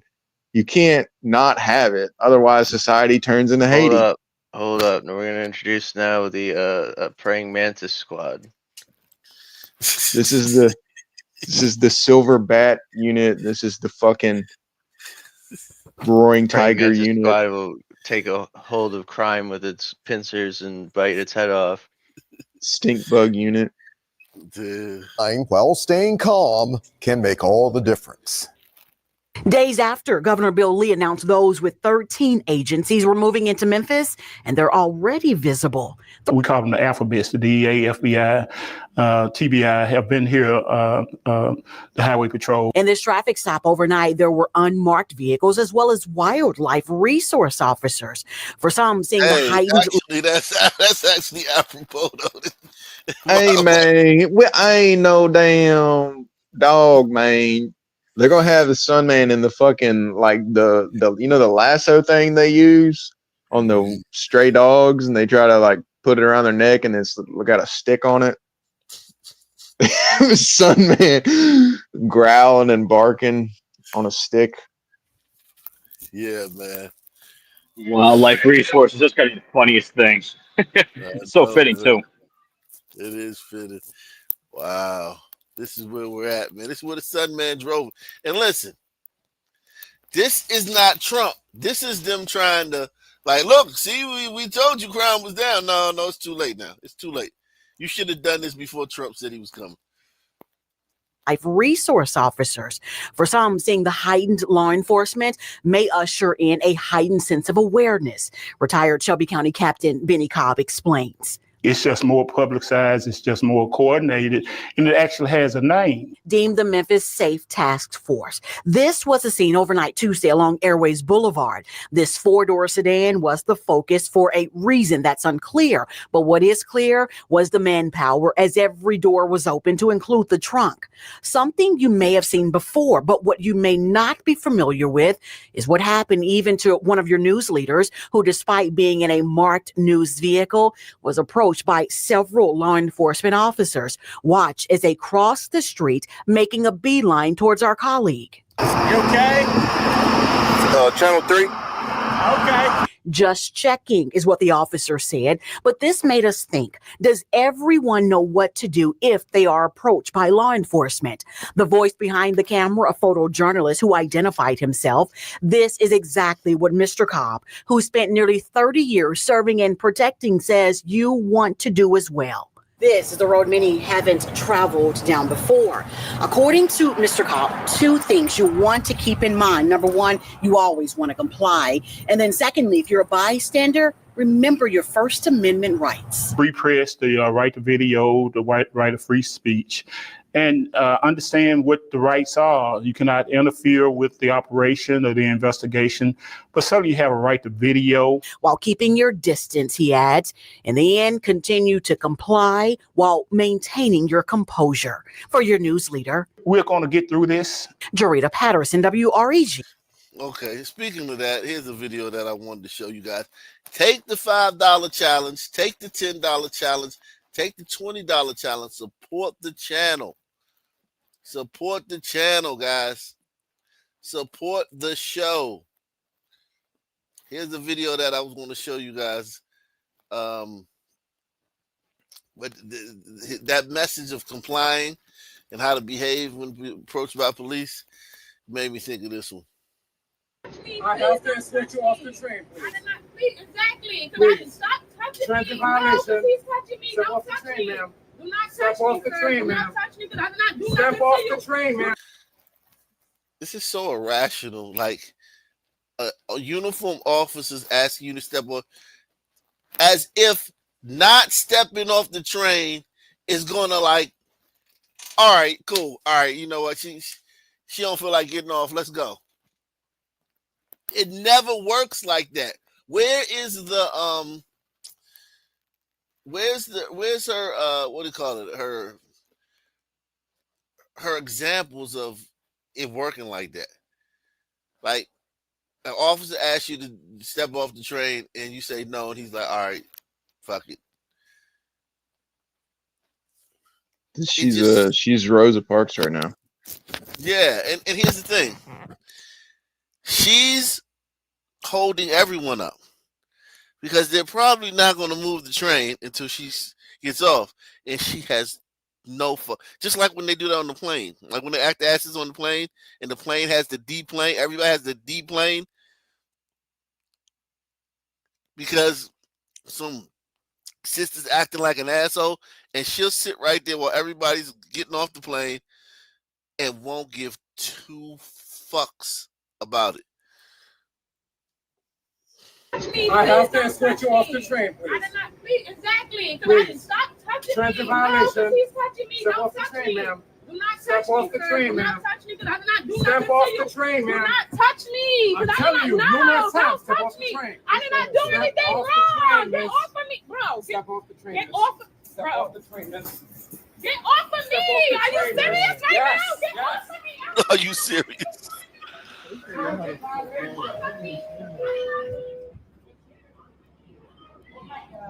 They should let her go. They took her for putting her foot in more than one chair. Okay, so she had her feet. She was sitting in one chair, and she had her feet in another chair, and that's a violation in New York. Okay. They took her for putting her foot in more than one chair. That nigga's a coward, bro. Because she was sitting like this. They took her. Yeah. Yeah. And then they said, let's go your house. I have to escort you off. Let's read the comments, man. I hate niggas, man. I hate niggas even before I even read the comments. It says two things I'm gonna say here. One, keep your feet off the fucking chairs that people have to sit on.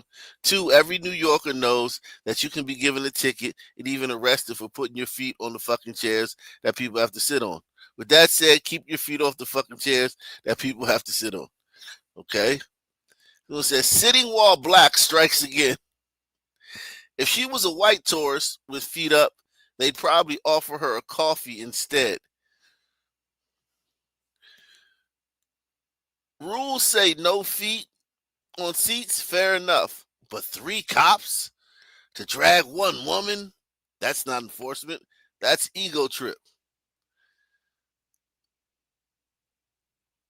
Jesus Christ, I despise niggas, man. Niggas and flies, man. Niggas and flies. The more I hang around niggas, the more I like flies. Jeez. You need awful, man. She had her feet on the seat in violation of clearly defined rules. The cops asked her to take them down. She refused. That's how it escalated.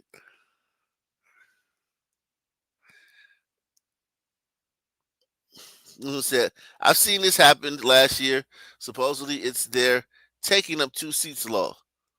They don't even warn you. They ask you to get off the train, to ask you for your ID, and give you a summons. They are very aggressive, and most people don't know the law. NYPD should educate, not harass the citizens of NYC. It's an ignorant law to enforce when most people will take up one seat if you just ask them to. I never understood why NYPD, who knows most citizens of NYC, especially the youth, don't know the laws. Take advantage of this to issue summons and arrest citizens. God. Oh my God. These people are awful, man. This is a very small time thing in society. Like they can't get the sit. They're causing trouble over just take up one seat on the train rule. Don't put your feet on the seat next to you. They're causing trouble and consternation in society over that.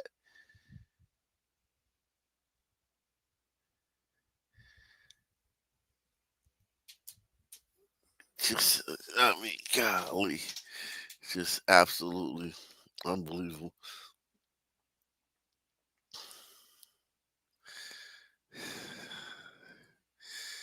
Jesus Christ.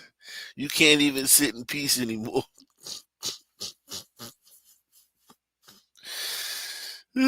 Witnesses are saying that she was just sitting there. She didn't do anything wrong. So now it's illegal for blacks to sit on a train. If someone doesn't like it, wonder if they would have done the same to a white woman. Sue the heck out of them and to train administrators. Jesus Christ. Oh my God, black people are fucking awful, man. This is like literally the fundamentals of society, of living in this society. Don't put your fucking feet on the train, on the seat on the train that other people have to sit on in public Yeah, it space. gets back to that lack of empathy trait. Like this, you Yeah, have to do things for the betterment of somebody other than yourself, and a huge percentage of some people just can't conceptualize that. yeah. Sheesh. Fox 13 News at 9 starts now. Just trying to understand, why did that happen to us? Tonight, a family is one step closer to justice. Thank you for being with us tonight at 9. I'm Daryl Green. And I'm Darcy Thomas. The man accused of killing his girlfriend and her brother in Frazier is now behind bars. 20-year-old Lorenzo Cross is the third person arrested in the deadly shootings at a home on Cleoper Avenue.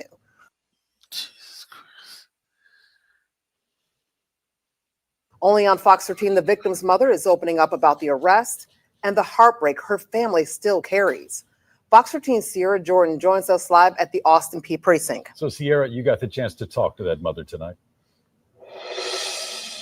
Good evening, Darcy, Daryl. This afternoon, the mother told me that these past few months have just been unbearable. She says the scar from where she was shot is a painful reminder of the tragedy, but she does feel some relief knowing that her children's alleged killer is now in custody. I miss them so much. Tanika Ellington's cry breaks the silence in the room. The pain of a mother still grieving her daughter and son she lost in a deadly shooting back in April. My kids did not deserve that. We didn't deserve to be ambushed. We didn't deserve to lose our children. We didn't deserve any of that. We had good children. Her two children, 26-year-old Jasmine Ellington and 25-year-old Michael, were shot and killed at a home on Cleoford Avenue in Frazier. Ellington, a survivor, was also hit several times. Took me back to the moment I held my son until he died. It took me back to the moment I heard my husband screaming that my daughter was dead. Monday, Memphis police say the victim's boyfriend, Lorenzo Cross, was arrested and charged with 2 counts of first-degree murder and 8 counts of attempted first-degree murder. 2 other men who are brothers, LaCameron and Martavius Jenkins, were previously arrested in the case. They were reportedly caught at a drug house in Georgia. I mean, nothing ain't gonna bring my kids back, but I feel like it's okay that they don't call him. It just took a long time to catch him, but at least he's caught. At least justice can be served. The couple said their daughter has left behind 4 children, ages 1, 3, 5, and 6, all wondering when their beloved mother. Are any of them his? Probably not. Jesus Christ. I mean, that's a recipe for violence. You get men trying to get with chicks that have kids with other men that always, I wouldn't say always, but very high rates of violence in those relationship dynamics. Oh yeah. It's unnatural for a man to walk into a situation like that and for him to tell himself like, oh, this is normal, I'm gonna raise these kids. Like, that's not how it works. In the animal world, the man would kill those kids, Yeah. and then make her have kids with him. Tigers do that, and what's Chimps do it. Oh, chimps do it. Yeah, lions do it. because yeah, like resources are limited, man. All that's gonna be um, big cats usually kill any cubs they see of any other cat. Like if a lion stumbles upon a cheetah den, he'll kill the cubs. You know what I mean? That's So why yeah, the whole monogamy and marriage thing creates way more stable societies because you yeah, don't you this part of the male psyche is subdued. exactly. Like that's your bitch. Okay, you fuck her. Okay, he fucks this one. Y'all stay away from each other and stick to the plan. Yeah, but paternity it was always the big issue though. Paternity, Yeah, that was another thing. But I mean, because I think like yeah, we can figure paternity out now, which now, can, but yeah, it's like that still doesn't override thousands of years of trying to mate guard and figure out if the kid's yours, and yeah, it was never like a functioning move to expect a man or a bunch of different men to just be okay with a chick having all their different kids. yeah. It's wow. This is sad. This is very sad, man.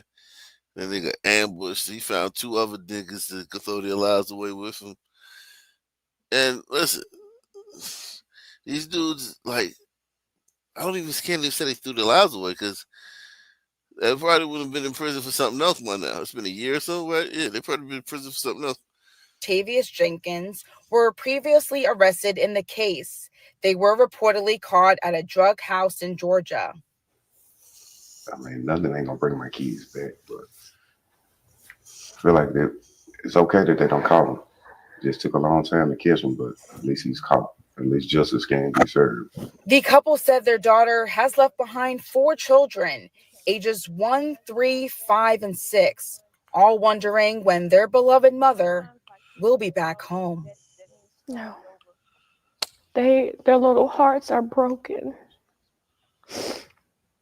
And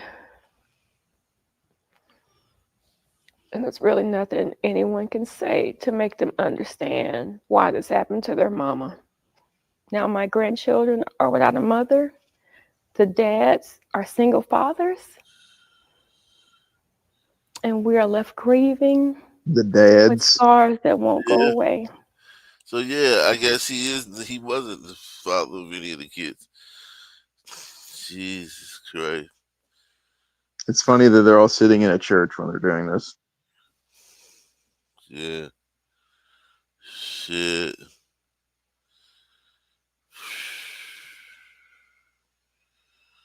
Wow. That's a realization I had a little later in life. Like people, most people rep religion in some way or form. Like they get a tattoo of a cross or whatever you ask them. They say like, "Oh, I'm a Christian. I'm a, Catholic." Blah blah blah blah.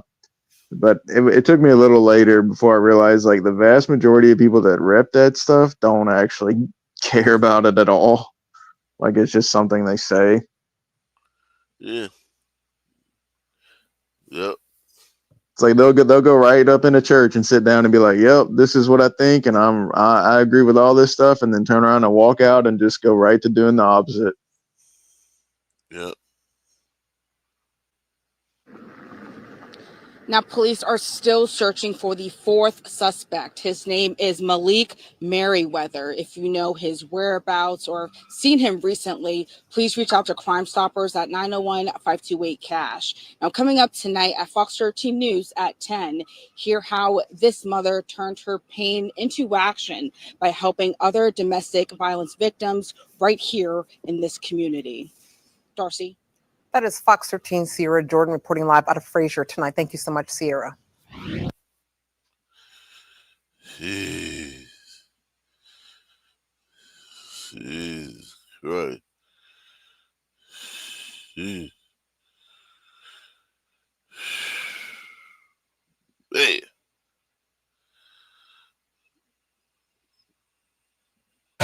First at 5 on your news leader, the Memphis Safe Task Force has hit the streets with hundreds of law enforcement officers. However, for the second day, there is no sign of the National Guard.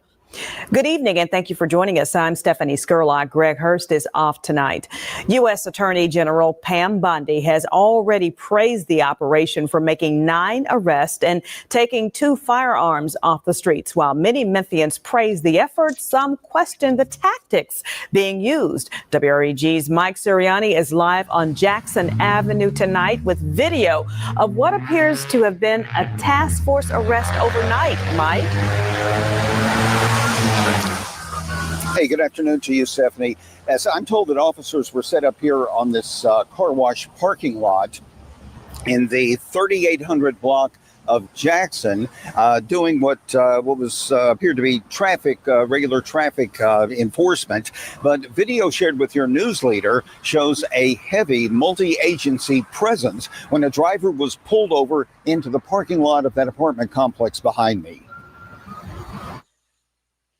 Living in Memphis, I've never seen nothing like that happen. I've seen people get arrested, but like the Shut the fuck up.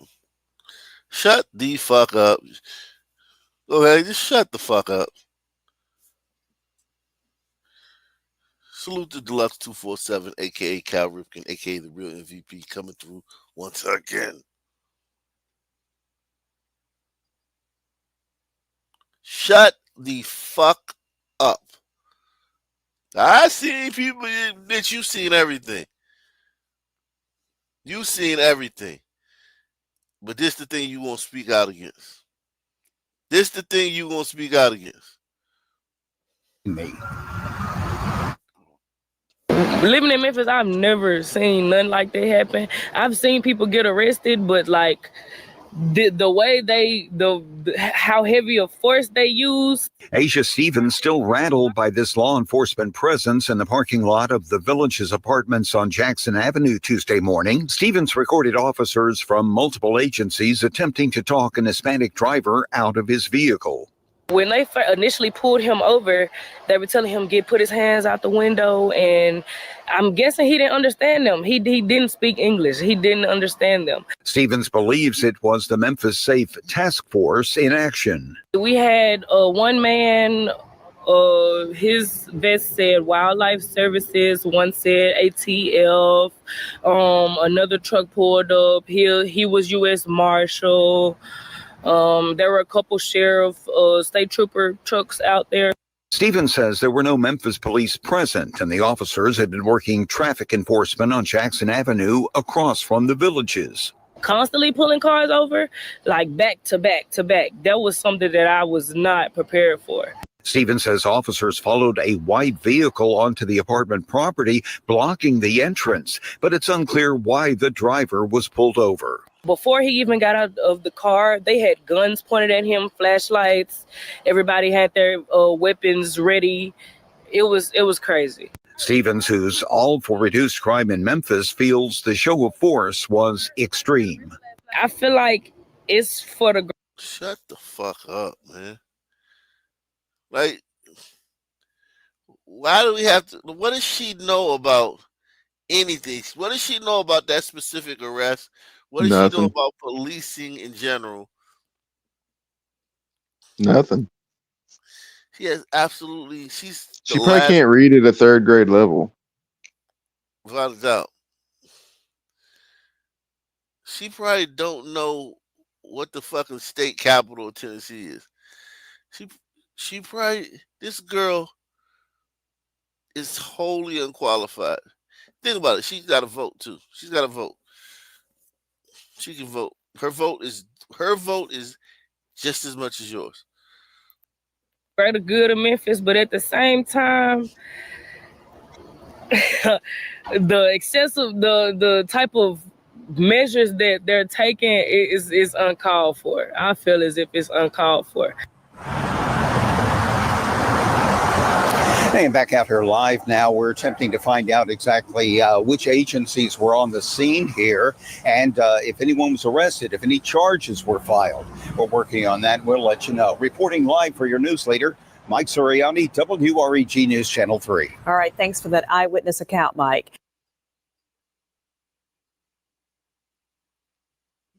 Y'all awful, man. God, y'all are so worthy of hating. Um, you can see why people hate niggas, man. You can see why people hate niggas. Like, what the fuck, bitch? We trying to clean up crime, and you micromanaging and going out here and telling everybody that you don't like this little one thing. Like, who gives a fuck?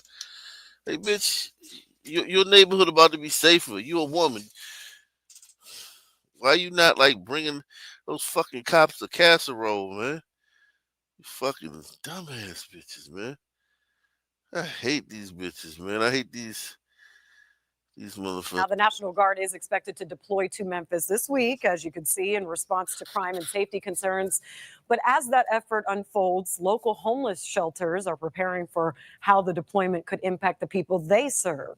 ABC 24's Shakina Davis has more on how shelters are responding.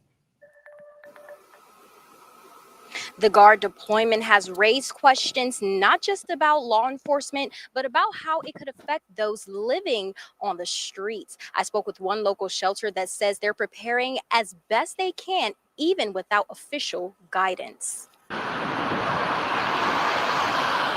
We don't know exactly what that means or how they're providing additional support to us. We're still waiting on some guidance from that. As Memphis prepares for the arrival of the National Guard, shelters that serve the city's unhoused population are preparing for the unknown. Memphis Hospitality Hub Director of Operations Jessica Hordy says even though they know homelessness is one of the 3 targeted areas the government is focusing on.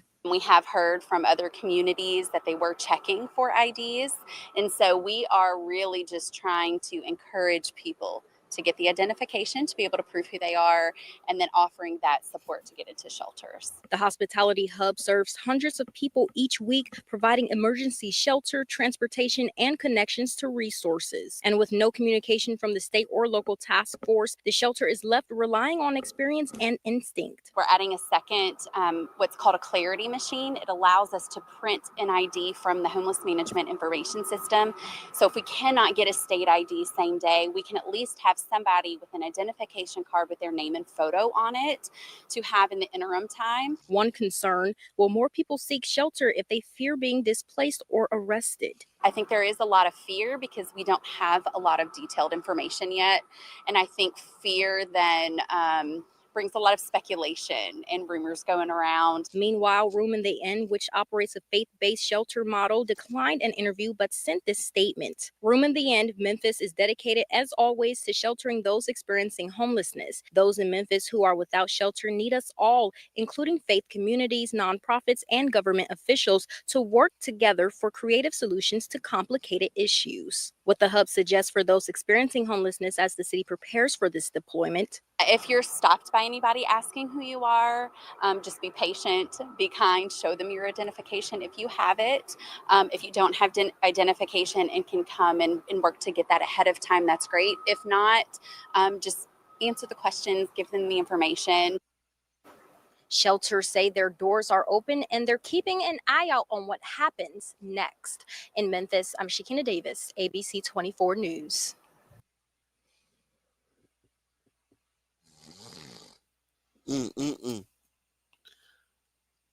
Really, throughout the last couple of weeks, we've really been.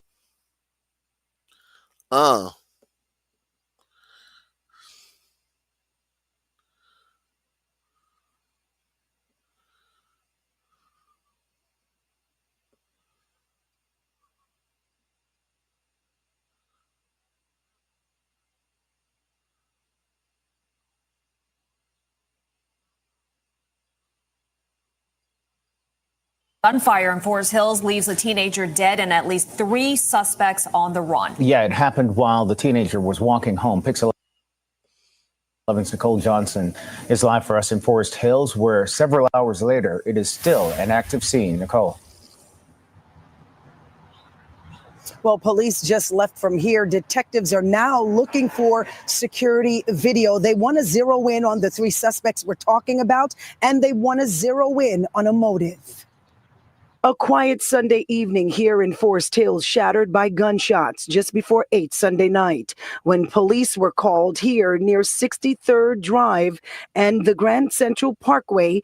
When they arrived, they found 19-year-old Jean Rios unresponsive with a gunshot wound to the chest. Neighbors reacting say this is very uncommon for this area. I'm very surprised. It usually never happens in this neighborhood. I really wonder what really had happened. I am surprised and shocked because we walk the dog every night and it's always safe.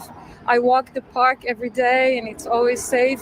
The patrol, the police is always around. Police say 3 men took off from the scene, 2 on foot and 1 wearing all red on a moped. Monday morning, the scene is still very active with police looking for evidence.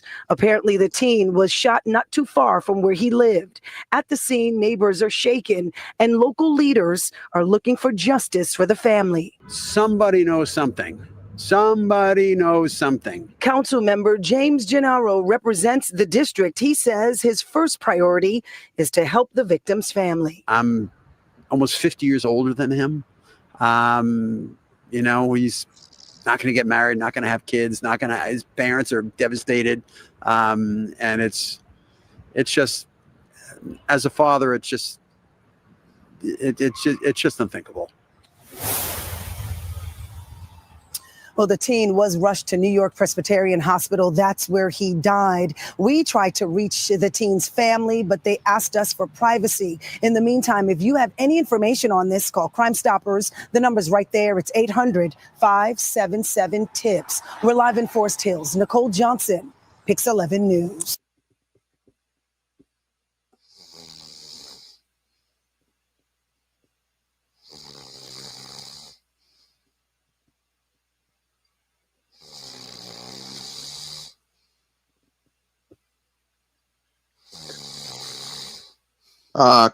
Come on, man. What do you mean? I'm waiting for you to see. You fading. I'm fading. Mm-hmm. All right, man. Let's go. Oakland man in grave condition after headshot. Let's go. S Freak is in the back, I 5 think. assailants and residents tell me they know the victim and they're pulling for his recovery. Crime scene tape and bullet holes mark the spot where a man was shot and critically wounded in Oakland's Fruitvale district. It happened on Fruitvale Avenue near East 17th Street just before 7 Saturday night. 911 callers told Oakland police they heard gunshots, saw the victim fall over, and up to 5 young males running off. 5 young males running off. Victim was shot in the head and was last reported to be in grave condition in the latest burst of violence along the busy Fruitvale corridor. There was, gang-related, drug-related. People drove by and did the shooting. Oakland City Council member Noel Gallo represents the Fruitvale and has been talking to nearby residents. This park near the shooting scene is popular with kids during the day, but at night, it's a different story. Every evening here at nighttime, there's a gathering of youngsters that come together, and some of them are involved in the hoodie, the gang activity. In Spanish, Ramiro Jimenez Perez says many residents here live in fear. He said the man who was shot is a good person who never bothered anyone. My friends told me that he talked to his sister and he said he having movement in his hand. He's not doing too well. Nathaniel Harris also knows the victim and let him sleep in his van from time to time. The victim, in turn, helped him out. It happened so close. He was a real good friend of mine. He was a friend for me. He used to help me do things, like carry my groceries up the steps for me. Gallo says the shooting's a reflection of the reality of violence on the streets, even if crime data shows a decrease in violence in Oakland. And I hear a lot of people making excuses, our number of homicides and shootings are down. But the reality is, if you live in the hood, the numbers are still there and escalating. Oakland police are asking anyone with information about the shooting to give them a call. Live in Oakland, Henry Lee, KTVU, Fox 2 News. All righty, man. Phew.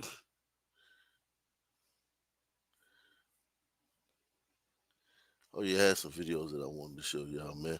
Salute to let's see. Salute to Doug Chunk says, hey, I caught this somewhat older YouTube video last night. Sun Man was all right, but the tiny girlfriend not so much, and quite hilarious. Just another take on the we're scared of the police. 22-year-old brat in Staten stolen vehicle fights off police while drug run. Let me see. Let me see if I can put that up. Let me see if I can find that. 22-year-old brat in stolen vehicle. Okay. 22-year-old.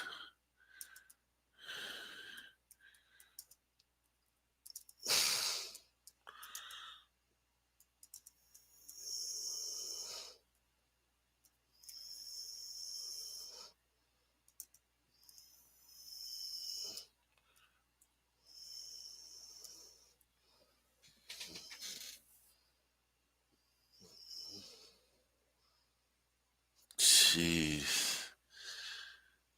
No, let me call my mama. Hey, don't stop. I'm 4'6".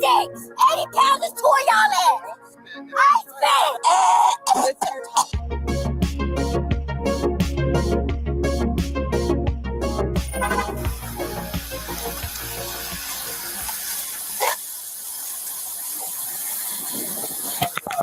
Hey, sir, jump on out for me, please.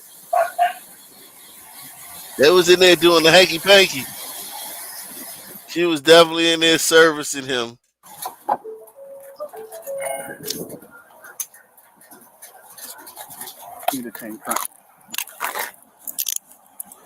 Damn. Okay. So that is the video. Great, man. Sun Man. What is the first Sun Man you ever seen comply? Awesome, man. So there's nothing else to see here, man. Great video. Right?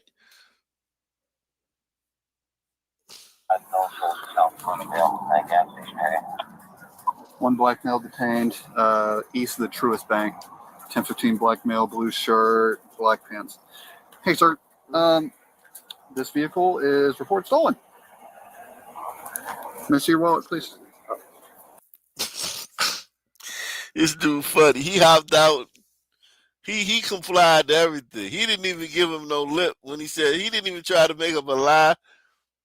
This Sun He Man right here. probably forgot he stole the fucking thing.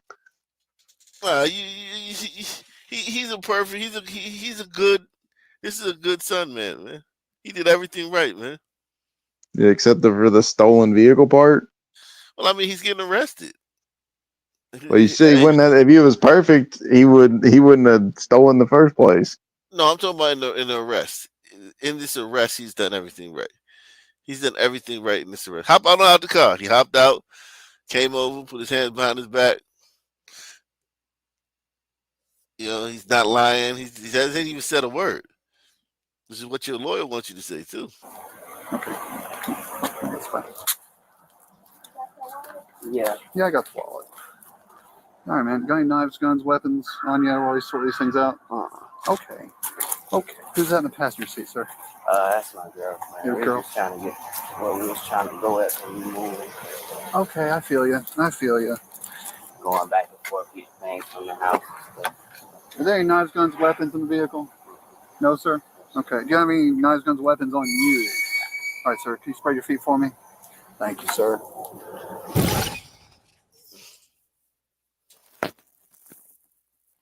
Why you got your gun out? I'm gonna call my mama. I can't see in the car from where I'm at. Okay, but the window down, you don't have to have your gun out of the car. Okay, I'm getting out. Get Don't out. put your hands on me. I'm getting out. What's her problem? It's been a bad day.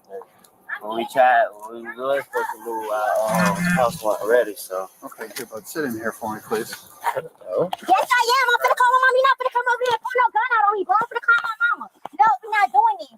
We're not doing this. I'm finna call my mama. Manhandle me. Don't get manhandle me, bro. Stop fucking. No.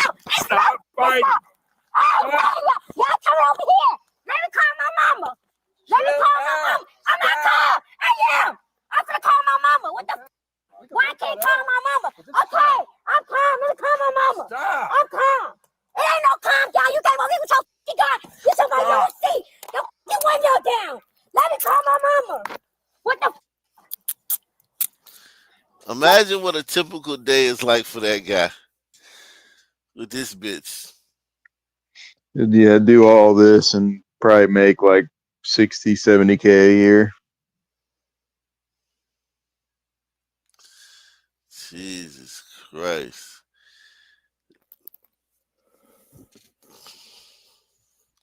Out of control bitch, man. You can't see the window all the way down. You coming out with your guns out.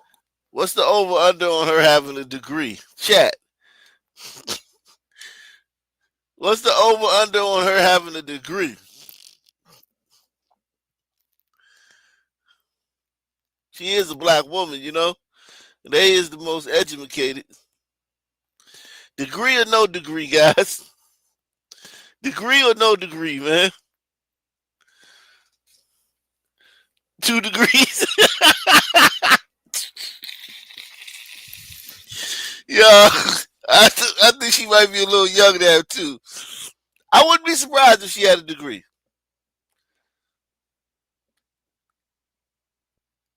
Like, serious, real talk. I would not be surprised if she had a fucking degree.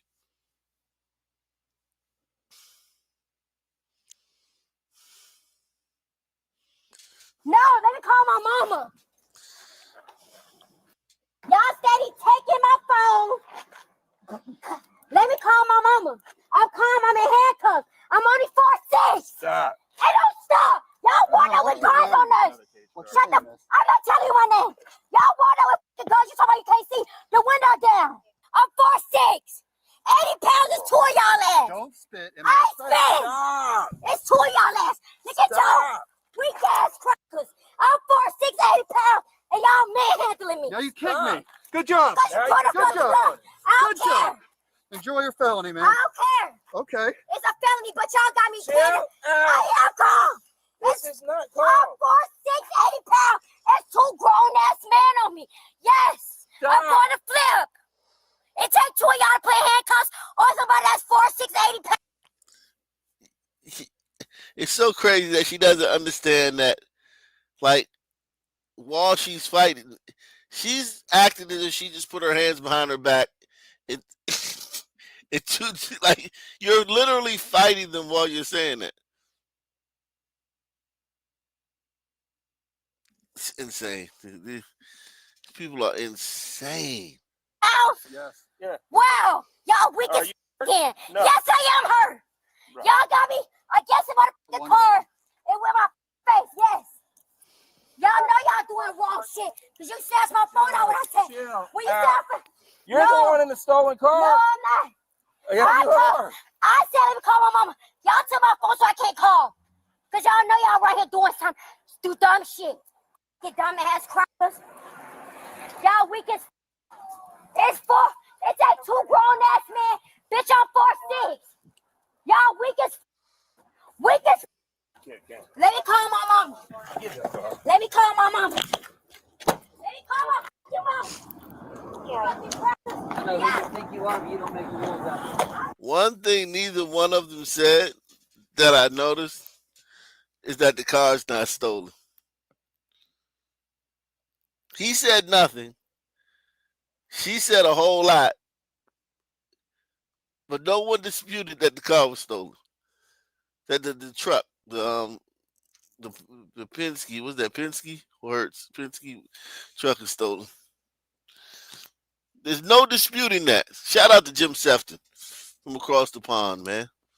Appreciate Jim. Appreciate all the support internationally, man. Appreciate the support internationally, man. That is wonderful, man. Hit the like button. Share it. We're looking for 10 people to share this on social media. Whether you're watching on Black Columbo or on Rock Nation News, hit the like button, support the channel.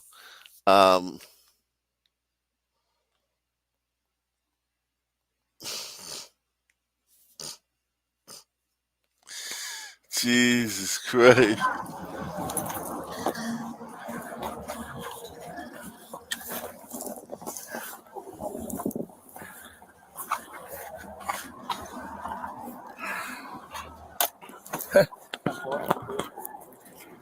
just caught a felony. Did you kick? Me. Him. Kick the shit out of him. Come on, bro. She's 4'6". Each of them in. Your shoes okay? Yeah, thanks for law enforcement. Clear the back. He's chilling.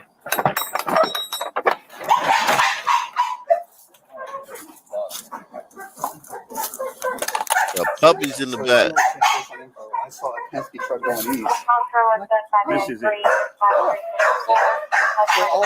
I got him out of the car. That's when I got him walked back there.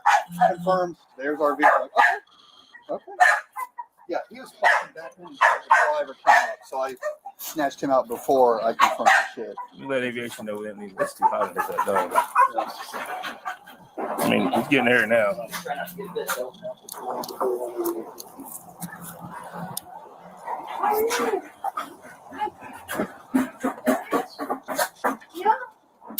Hey, babies. Officer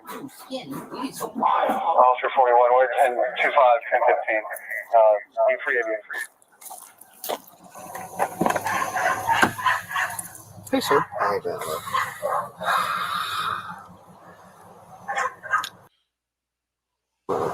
What's that? Yes, sir. Okay. Hey, Phil, this is Case. I'm at Bloomingdale and Bell Shoals. Get there in just a minute. Hey, boss, you dog friendly? Yeah, he already had some. You give him some water? Yeah, it's pretty warm back here. Yeah. I mean, you can give him, I gave him some earlier, but you can give him some if you can. Thank you. Okay. Now, what's a girlfriend's name? What's her birthday? I couldn't really tell you. I can't tell you. I forgot. He's a prostitute. She's a prostitute. Yeah. But to be fair, I forget girls' birthdays all the time. Yeah, me too. But she's a prostitute. When y'all been together? That's 4'6". Okay. Just ask her. All right. So, give me just a second. I'll be right back with you, sir. Are you okay? Yeah, I'm alright. Okay, bud. Yeah, watch your feet, man. Just make sure my dog alright, right? Yeah, man. That's our concern right now. We'll get it taken care of. Ask what her malfunction is? He kind of just shrugged earlier. I'm like, what's going on?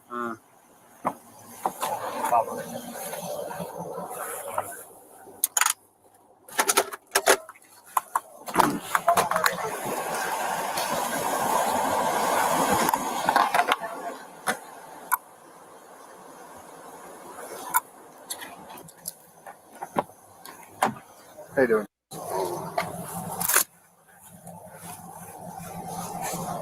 All right. So, like I said, whenever I was detaining you previously, this vehicle was reported stolen. Okay. As such, you were driving the vehicle. So, I have a few questions to ask. If you want to talk, fine. If not, that's fine too. I just have to read you something first. All right, James. You have the right to remain silent. Do you understand these rights? Are you willing to answer questions or make a statement without an attorney being present? So when you ask me that question, would I have another attorney or president or no? It's a yes or no. Are you willing to answer questions or make a statement without an attorney being present? I want an attorney present. What's that? I want an attorney. You want an attorney present? Okay. All right. Has anyone threatened you, coerced you, or promised you anything to cause you to answer questions or make a statement? Okay, sir. All right. I'll get the AC up just a little bit more. Nice, good. It's good where it is? Okay, James. That jack me up. Which one of y'all jack me up? Because whoever jack me up, I'm not speaking to him. I'll speak to the other one. So if you the one that jack me up, I don't want to speak to you. And that's how nicely I'm going to say it. Which one's that? Y'all, I don't know. Who had me off the ground? My feet was dangling off the ground. Which one of y'all jacked me up against that truck or my face against the truck? I don't know. I don't know. Okay. Now nobody don't know. All right, Miss. You have the right to remain silent. How you know my name? I didn't give you my name. Because I found out. Anything you say can and will be used against you in a court of law. You have the right to consult with an attorney before you make a statement or answer any question, and the right to have an attorney present during questioning. If you want an attorney but cannot afford to hire an attorney, one will be appointed to represent you before and during questioning free of charge. You may stop you may use any of these rights at any time before or during questioning, and you may stop the interview at any time. Do you understand these rights? I understand the right. Okay. Are you willing to answer questions or make a statement without an attorney being present? What questions? I can't ask them yet until we're through this part. Okay, yeah, you can ask the question, but if I don't want to answer it, I'll change my mind. Okay. All right, so I'll just re-ask the question again. Are you willing to answer questions or make a statement without an attorney being present? Yes, I understand. I'm 22 years old. I understand exactly what you're saying. Okay. Has anyone threatened you, coerced you, Yes. or promised you anything? Yes, the two officers that was here, yes. Yes. Yes, body cam, yes. I was threatened and they had me off the ground on my feet with my face against the truck. Yes, I feel very threatened. And I kept telling y'all I'm only 4'6" and 80 pounds. That y'all are manhandling me. Yes. Yes, I do feel threatened. Next question. Okay. So what's going on today, Miss? Because when you came up to the truck, correct, and I rolled the window down, my problem is when you came to the truck, you didn't feel threatened because you didn't have your gun out, right? You told him to get out the truck, and that was it. When the other man came up, he had his gun out, talking about he can't see in the car. First of all, there's no tint and the window was already down. I didn't show no sign of threat. When you walked up to the truck, I ain't mean mug you, and I looked you. We were just staring at each other. I ain't say nothing to you. You ain't say nothing to me.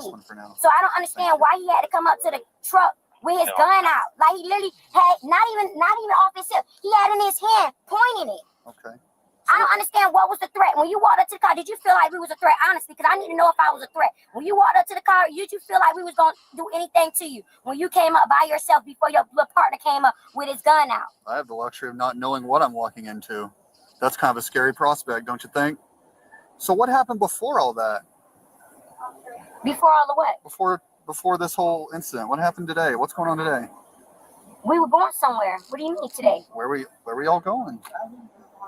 We was going to meet somebody. Oh, who were you going to meet? This boy, we bought stuff from him. Okay. We smoke. Okay, smoke what? Marijuana. That's fine. No issues. It's no crime. I smoke marijuana. Yes, I do. Okay, that's fine. Do you have one of those like marijuana little card things? No. Okay. Well, I would suggest you get those. Okay, from a doctor. I'm sure they probably give them out pretty liberally nowadays. Okay. So where are we all heading? To meet somebody to go buy some stuff? At the Circle K. Okay. Which one? Well, that's not a Circle K to Shell. He don't give out his exact address. He come to us at the hotel we at, or we meet him. So he was pretty much he gave us the address to the Circle K, whatever is on Bowles, South Bowles, or whatever. Okay, so what's up with this truck? How'd you guys get this truck? He rented out from Penske, and we don't have transportation, so he kept it for too long. Okay. It's not that big of a deal. All you gotta do is call Penske, and they just said that we just kept it too long. We don't have transportation. All our stuff is in there. What I don't like about y'all is y'all sitting here asking me questions like y'all all nice when y'all just had me pinned up with my feet dangling off the ground. Nobody still ain't answering my question. Why did y'all handle me like that? That's what I'm asking. Well, and nobody had a conversation to tell me. While you were actually resisting being detained? How? I'm 4'6". It's two of y'all. Both of y'all can't put handcuffs on somebody that's 4'6" and 80 pounds. Who's Why did he walk up? fighting? No. What I'm saying is, I got defensive because why are you walking up to the car with your gun out? First of all, he's talking about he can't see. Car. The window is down. Are you going to cooperate when they pull you out and pat you down or not? Yes, I was cooperating. Right, he walked up first and then an officer did. What are y'all talking about? Two different officers walked up. Step out. And then there y'all go being rude. I don't want y'all to check me no more. I'm good. Y'all don't gotta check me no more. It's not up to choice to you. Okay, pull me. He's like a ghetto munchkin. That is enough. Act like an adult if you're I am acting like an adult because they jacked me out of truck with my ass out in front of everybody in the first place. Shut your mouth. No, I'm not shutting my mouth. I'm trying, man. I think I'm tapped out on her, man. It's like she's on helium.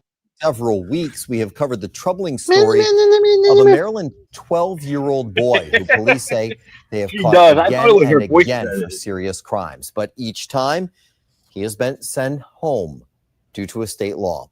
Now, 7 News Maryland Bureau Chief Brad Bell is learning there is a different path that officials are taking to get the boy some help. He has made sad headlines for an alleged crime spree dating back to last spring. A 12-year-old D.C. boy caught 22 times in Maryland, allegedly breaking into car dealerships, stealing cars and stealing scooters. And because of his age, under 13, by law, simply released, usually driven home by police to a parent. Montgomery County State's Attorney John McCarthy among those in law enforcement frustrated by Maryland's juvenile justice laws. We're really left in limbo with really little to nothing that we can do. Now, we've learned the child whose identity we're protecting, in addition to his run-ins with the law, has been reported as a critical missing person at least 5 times since last year when he was just 11. According to D.C. police, such a history automatically triggers referral to a family intervention program called STEP. In Maryland, we've learned his case has been referred to the Department of Juvenile Services. I think that there are a lot of opportunities for us to intervene and work with young people to help turn their lives around and make sure that they're successful. Kara Enenson of DJS says because of confidentiality laws, she can't discuss this specific child, but explains what can typically be done. We meet with the young person, we meet with their family, we identify what strengths and needs that family has, and then we're able to connect them to services. If that doesn't work, then we can always file a SINS petition, and that's the next step, which that means it would then actually go to court. Most of the time that the young people that we're able to intervene with are successful and don't come back to the system. Now, sadly, I have learned that the 12-year-old was reported once again as a critical missing just last week. He has now been found safe. There's no way of knowing if he will participate with his family in any of those voluntary programs. But I can tell you as well that he has not had an encounter with police since September 8th. In College Park, Brad Bell, 7 News. Wow. Unbelievable. Let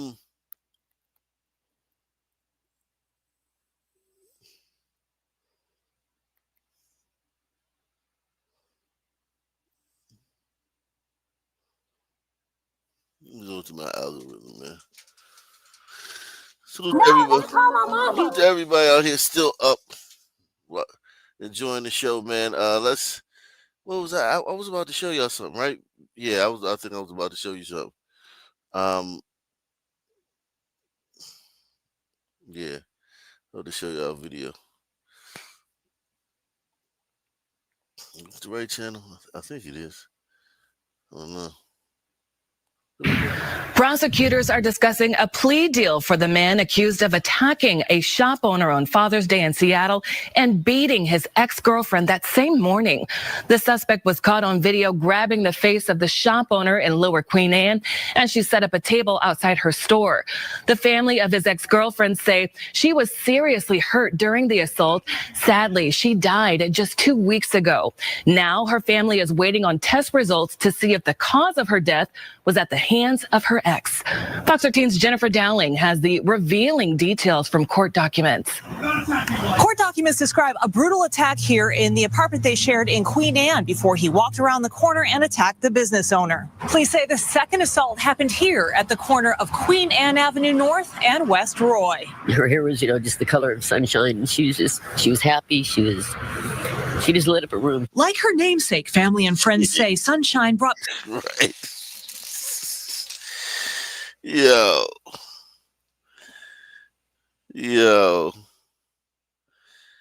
She was with this guy. That was her boyfriend. Yikes, man. I mean, like, what can you do, man? What can you do? I mean, like, you really can't say anything because it's like, usually people, they date who they want to date. You just like, okay, that's you, all right. It's really hard to say anything, man.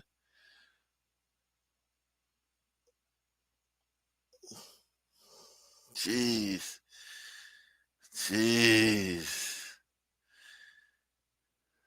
That's her boyfriend. Yikes.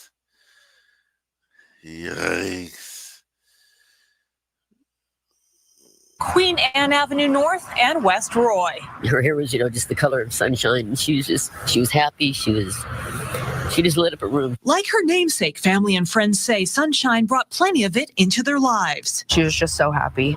Such a happy, loving person. She was definitely one of my best friends when I was a kid. But the family says darkness fell on the 24-year-old following the assault June 15th. Her injuries so severe, we had to blur the photos. Court documents state Jabri Kambui and Sunshine had eaten mushroom gummies, and then he had a psychotic episode. Investigators said he attacked Sunshine by hitting her in the head multiple times with a Sky vodka bottle shown in photos from the crime scene, then twisted her head with extreme force, leading Sunshine to believe he was trying to twist her head off, tried to stab her in the eye so she couldn't see, stomped on her, kicked her in the ribs, threw her into things, and twisted her arm in an effort to break it.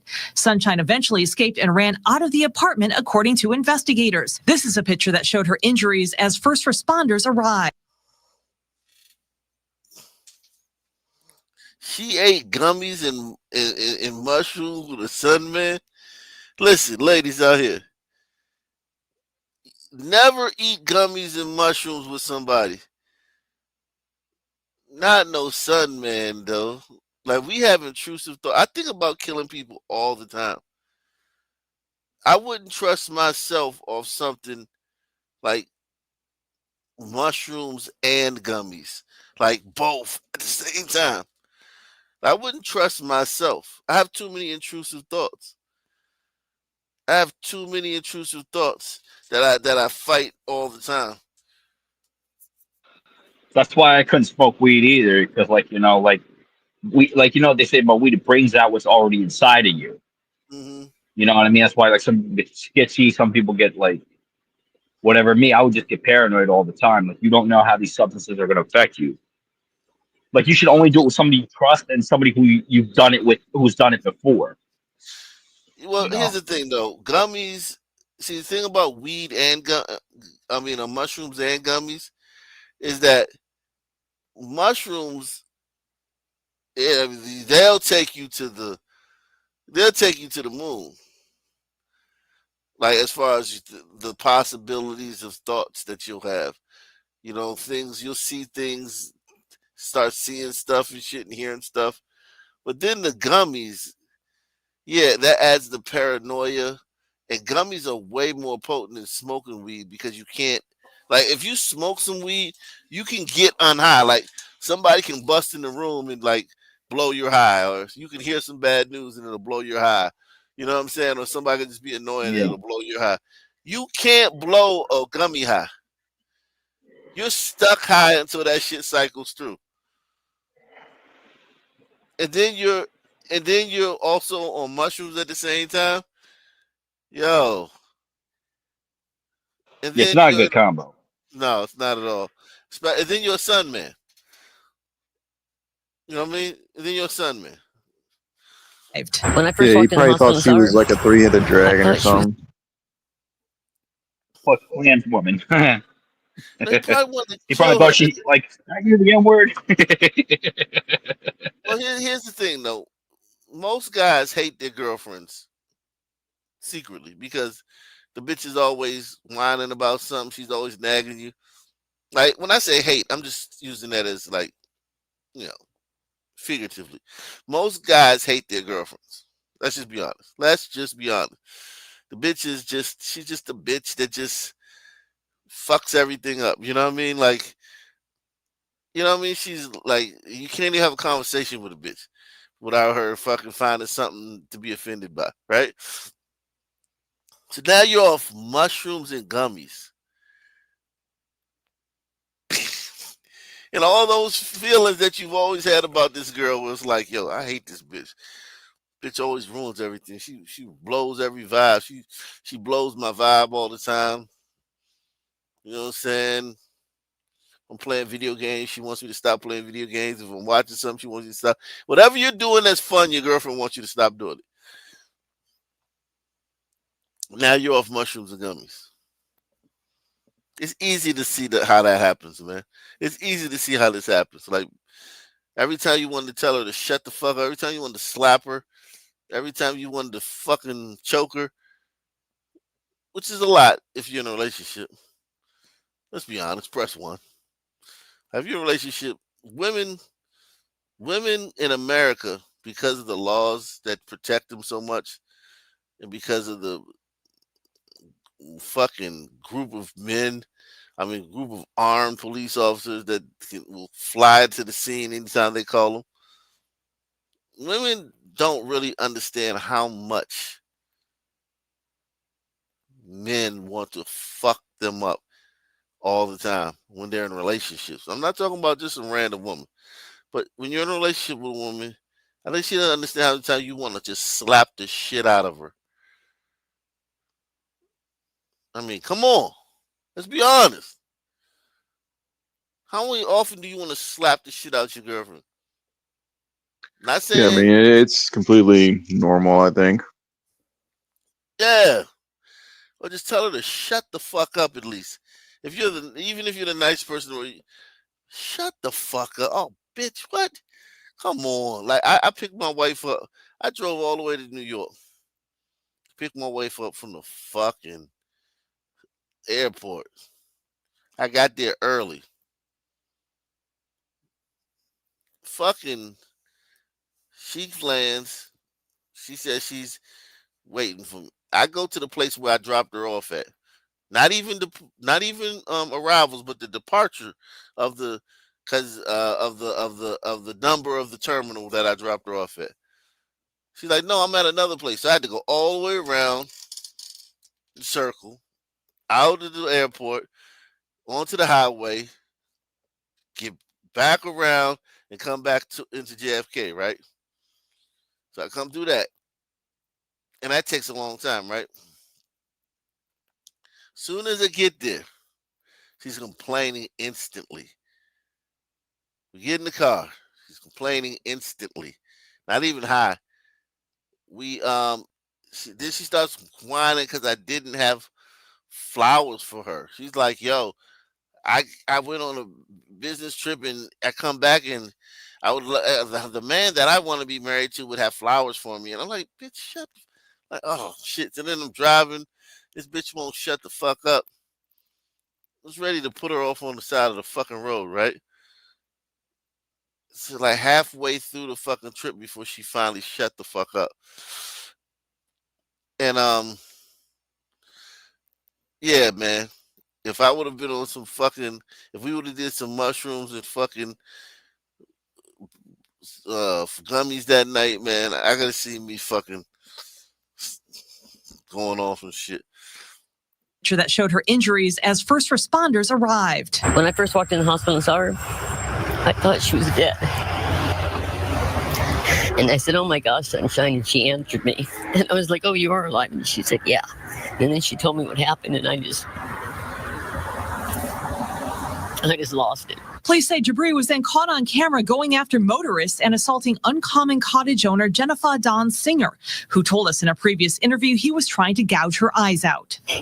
Wow.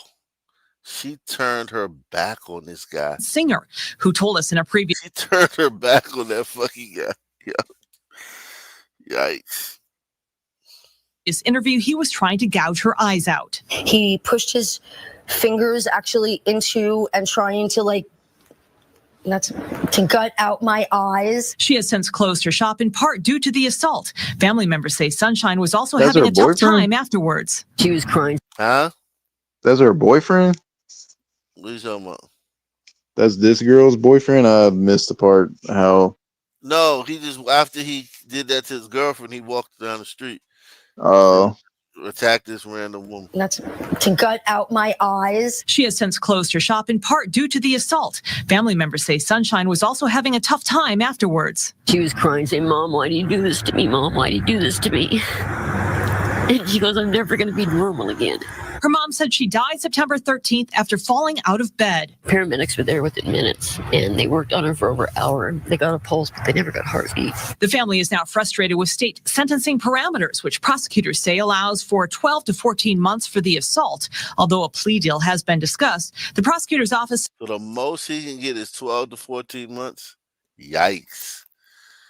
Says it hasn't happened yet. He's been charged with multiple different crimes, and prosecutors are working to resolve it. Domestic violence officers with SPD say the Pierce County Medical Examiner is doing testing to determine how Sunshine died. If her death is ruled a homicide, SPD detectives will be assigned. We don't have that evidence from Seattle police, but if we do, of course we'd look at it. The family says they'll continue to advocate for her as she can no longer speak for herself. It's about what her family wants, and right now what we want is justice for our kid. I don't want that to happen. I don't want anybody else to have to go through what me and my family have gone through. I mean, my daughter was 24 years old, and now she's dead because of him. In Seattle, Jennifer Dowling, Fox 13 News. During his time, Anthony Casso was the country's most. During his time, Anthony Casso was the country's most. Well, that's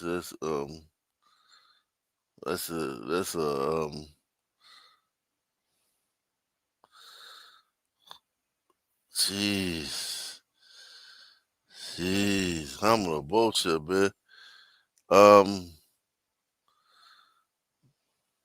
Wow.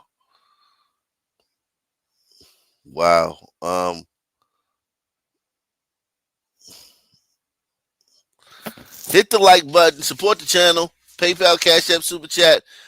Looking for 10 people to share this video on social media. That would be nice. We can get 10 people to share this video on social media. We got this one, man. Let me see, man. I'll let the chat decide, man. Do you wanna do the most feared gangster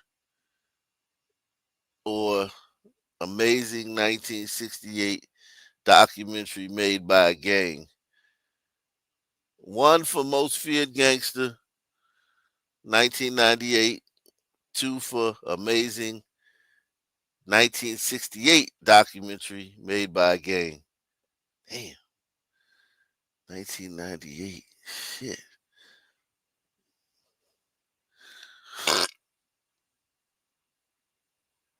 He said you'll likely fall asleep either way. Nah, I'm good. This is the last one. I'm good. This is the last one. I'm cool, man. I'm gravy, man.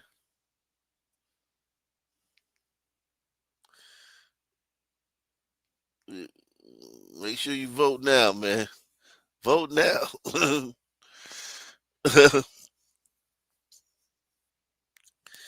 So we got neither. Let's do Negroes in Negro land. My man said Negroes in Negro land. Oh shit.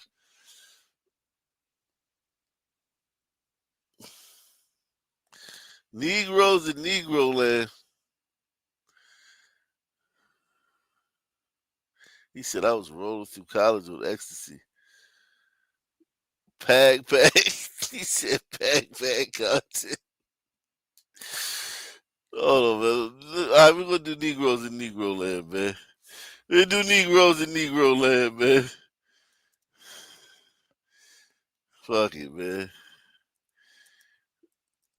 We do Negroes in Negro land, man. It's been a while, man. It's been a while, Jack.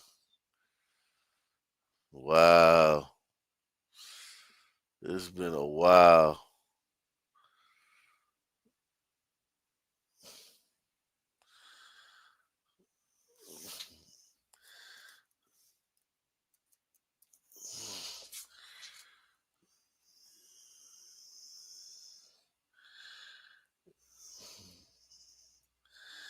It's been a while, Jack.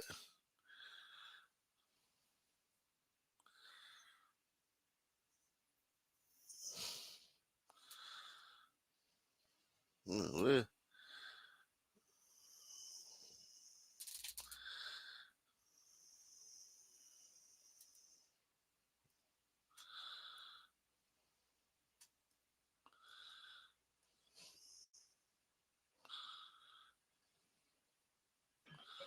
All right, I gotta head out. It was good though. Salute to the nation. Yeah, man. You take it easy, man. You too, man. Salute, man. Hey, man. Holy shit. Negroes in Negro land. Fuck. It's been a while, man. It's been a while.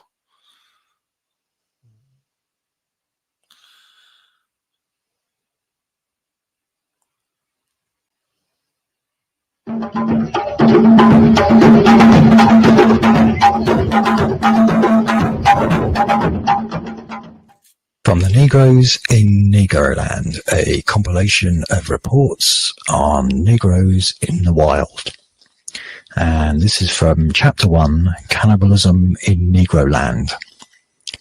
It is plain from all history that two abominable practices, the one the eating of men, the other of sacrificing them to the devil, prevailed all over Africa. The India trade, as we have seen in very early ages, first established the buying and selling of slaves. Since that time, the eating of men or sacrificing them has so greatly decreased on the eastern side of the peninsula that now we scarcely hear of an instance of either of these that can be properly vouched. On the western part, towards the Atlantic Ocean, where the sale of slaves began a considerable time later after the discovery of America and the West Indies, both of these horrid practices are general. Wow. So slavery ended the practice of cannibalism and sacrificing people to the devil.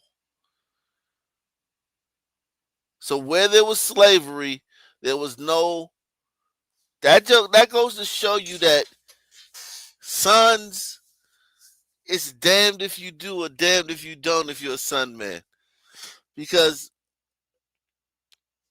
if you either somebody else's slave, or you're living with a bunch of people who eat, a bunch of cannibals who sacrifice people to the devil. You're damned if you do and you're damned if you don't.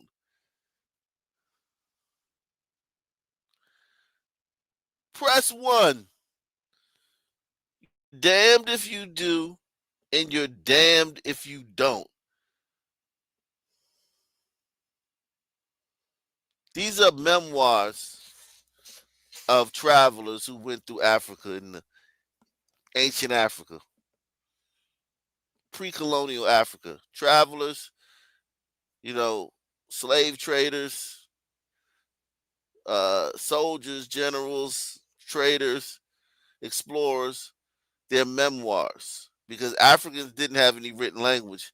So these are the only testaments we have of pre-colonial Africa. The common food of the natives of Ansico is men's flesh, insomuch that their markets are provided with that as ours in Europe with beef or mutton.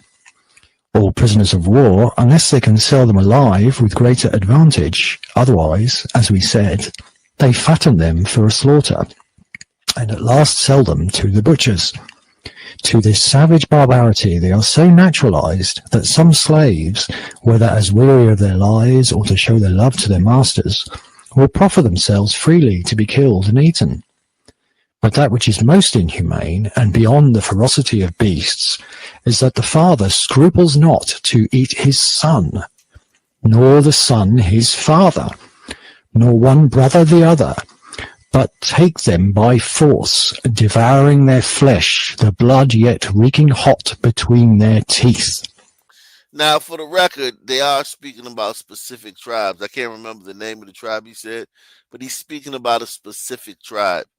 And in most of these instances, they're speaking about specific tribes, although these practices were practiced by many tribes. And that's from Ogilvy's Africa, page 518. Whosoever dies, be the disease never so contagious, yet they eat the flesh immediately, as a festival dish. And that's from Ogilvy's Africa as well.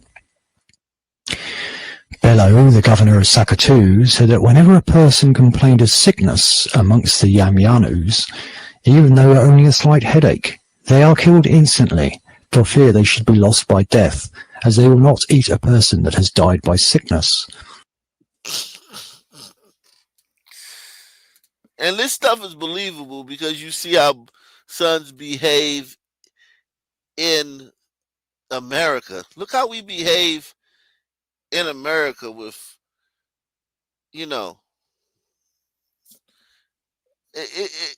I could imagine us behaving like this in the jungle. You know what I mean? With no modern inventions whatsoever. Not even knowing what happened what was going on 5 miles away.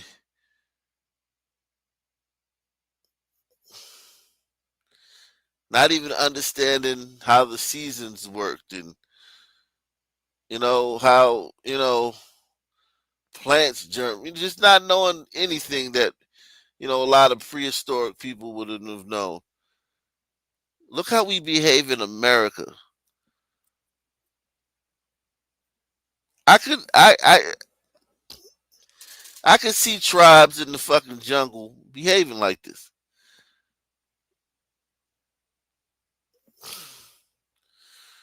That the person falling sick is requested by some other family and repaid when they had a sick relation. That universally, when they went to war, the dead and wounded were always eaten, that the hearts were claimed by the head men, and that on asking them why they eat human flesh, they said it was better than any other, and that the heart and breasts of a woman were the best part of the body. And that's from Denham and Clapperton's Africa, Volume 4. Many of Ibrahim's party had been frequent witnesses to acts of cannibalism during their residence among the Makarikas. They described these cannibals as remarkably good people, but possessing a peculiar taste for dogs and human flesh. They accompanied the trading party in their razzias and invariably ate the bodies of the slain. The traders complained that they were bad associates, as they insisted upon killing and eating the children which the party wished to secure as slaves. Their custom was to catch a child by its ankles and to dash its head against the ground. Thus killed, they opened the abdomen, extracted the stomach and intestines, and tying the two ankles to the neck, they carried the body by slinging over the shoulder, and thus returned to camp, where they divided it by quartering and boiling it in a large pot. One of the slave girls attempted to escape, and her proprietor immediately fired at her with his musket, and she fell wounded. The ball had stuck her in the side. The girl was remarkably fat, and from the wound a large lump of yellow fat exuded. No sooner had she fallen than the Makarikas rushed upon her in a crowd, and seizing the fat, they tore it from the wound in handfuls, the girl still being alive, while the crowd were quarrelling for the disgusting prize. Others killed her with a lance, and at once divided her, by cutting off the head and splitting the body with their lances, used as knives, cutting longitudinally between the legs along the spine up to the neck. And that's from Baker's Great Basin of the Nile, page 201. The butcher's shops of the Anzikas are filled with human flesh, instead of that of oxen or of sheep, for they eat the enemies whom they take in battle. They fatten, slay, and devour their slaves also, unless they think they shall get a good price for them. There are indeed many cannibals, but none such as these, since the others only eat their enemies, but these eat their own blood relations. And that's from African Explorations by Eduardo Lopez, quoted by Huxley in Man's Place in Nature, page 50. Immediately her subjects, seized with a savage enthusiasm, massacred all their male children. Immediately her subjects, it is said, to prevent them from cursing the king. It is said, to prevent fastened in some agonizing position. Poultry is most common, being the cheapest. They are tied by the legs, head downwards, or lashed around the body to a stake or a tree, where they remain till they fall in fragments. If a man be unwell, he hangs a live chicken around his throat, expecting that its pain will abstract from his sufferings. Goats are lashed head downwards tightly to wooden pillars, and are allowed to die a lingering death. Even the harmless tortoise cannot escape impalement. Blood seems to be the favourite ornament for a man's face, as pattern painting with some dark colour like indigo is the proper decoration for a woman. At funerals, numbers of goats and poultry are sacrificed for the benefit of the deceased, and the corpse is sprinkled with the warm blood. The headless trunks are laid upon the body, and if the fowls flap their wings, which they will do for some seconds after decapitation, it is a good omen for the dead man. From Hutchinson's Western Africa, Volume 2, page 283. It is not so easy to offer any probable reason for the eagerness to share in cruelty which glows in a Negro's bosom. Its appalling character consists rather in the amount of bloodshed which gratifies the Negro than in the studious prolongation of pain. Superstition probably excused or justified to him some of his worst practices. Human sacrifices have been common everywhere. There was no scruple at cruelty when it was convenient. The mouths of the victims were gagged by knives run through their cheeks, and captives among the southern tribes were beaten with clubs in order to prevent resistance or to take away their strength, that they might be more easily hurried to the hill of death or authorized place of execution. And that was from Foote's Africa and the American Flag, page 52. It is hard to make them feel that the shedding of human blood is a great crime. They must be conscious that it is wrong, but having been accustomed to bloodshed from infancy, they are remarkably callous to the enormity of the crime of destroying human life. From Livingstone's Africa, page 217. The late Metiamvo sometimes indulged in the whim of running amuck in the town and beheading whomsoever he met, until he had quite a heap of human heads. Matiamvo explained this conduct by saying that his people were too many and he wanted to diminish them. He had absolute power of life and death. From Livingstone's Africa, page 341. Nothing less than the entire subjugation or destruction of the vanquished could quench their insatiable thirst for power. Thus, when they conquered a town, the terrified inhabitants were driven in a mass to the outskirts, where the parents and all the married women were slaughtered on the spot. Such as have dared to be brave in the defence of their town, their wives and their children, are reserved for a still more terrible death. Dry grass, saturated with fat, is tied around their naked bodies and then set on fire. The youths and girls are loaded as beasts of burden with the spoils of the town, to be marched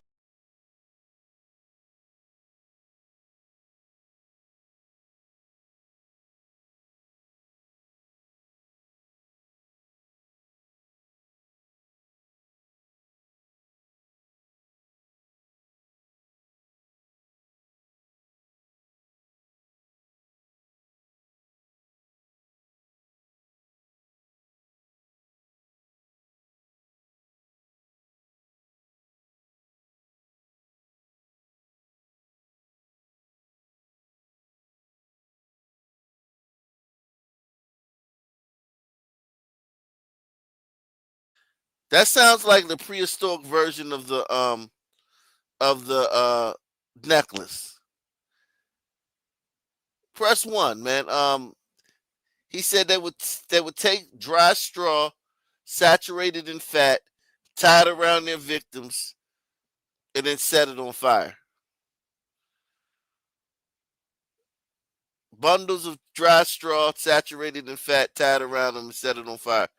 That sounds like what they do now with the tire. They take the tire and they put it around you and fill the tire with gasoline, and then it sounds like the same thing to me. But it's like now they have tires. They've mixed in the white man's invention. The white man's invention. The white man actually helped them be more efficient with their shit.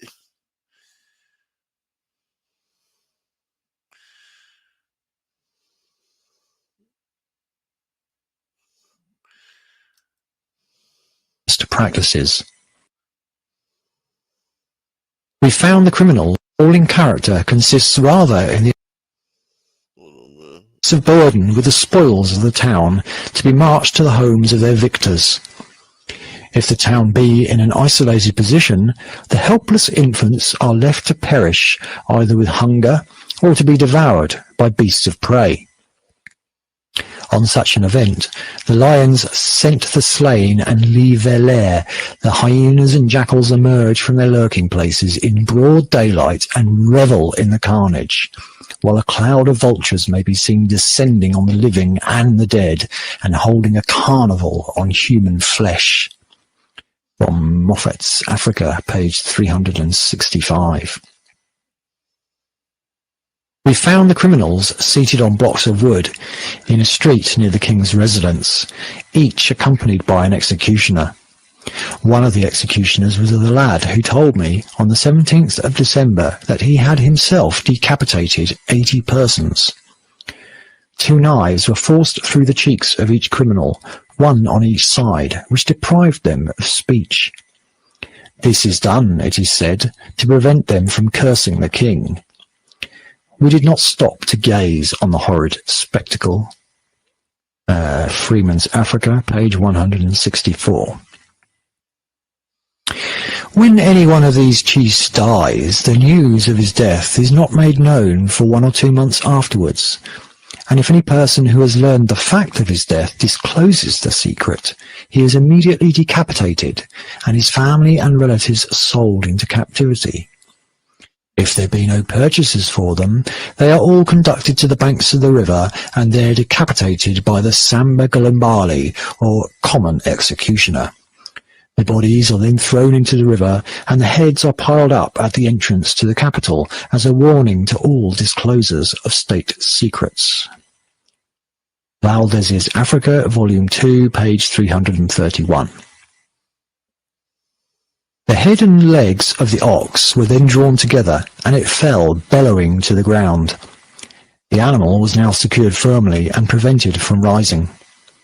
The chief butcher then, with a large knife, cut open about a foot of the skin of the belly, and lying on the ground, amidst the groans of agony and helpless struggles of the unfortunate brute, he thrust his right arm up to the shoulder into the ox, gave a twist and a pull at the heart, ruptured one of the large arteries, and drew away the omentum, which was thrown on a fire, cooked and eaten before the convulsions of the victim had ceased.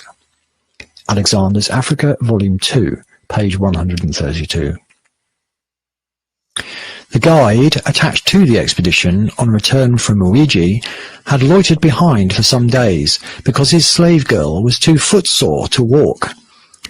When tired of waiting, he cut off her head, for fear lest she should become gratis another man's property. Tembandumba, the Amazonian and cannibal queen of the Congo, commanded that all male children, all twins, and all infants whose upper teeth appeared before their lower ones should be killed by their own mothers. From their bodies an ointment would be made in the way which she would show. The female children should be reared and instructed in war, and male prisoners before being killed and eaten should be used for purposes of procreation, so that there might be no future lack of female warriors. Having concluded her harangue with the publication of other laws of minor importance, this young woman seized her child, which was feeding at her breast, flung him into a mortar, and pounded him to a pulp. She flung this into a large earthen pot, added roots, leaves, and oils, and made the whole into an ointment, with which she then rubbed herself before them all, telling them that this would render her invulnerable, and that now she could subdue the universe. Immediately her subjects, seized with a savage enthusiasm, massacred all their male children, and immense quantities of this human ointment were made. It is clear enough that Tembandumba wished to found an empire of Amazons, such as we read of as existing among the Scythians in the forests of South America and in Central Africa. She not only enjoined the massacre of male children, she forbade the eating of woman's flesh. But she had to conquer an instinct in order to carry out her views. She fought against nature, and in time she was subdued. That was from Reed's Savage Africa, page 200. Jesus Christ. Oh, man. salute to everybody out there, man. Great show, man. Yikes. Oh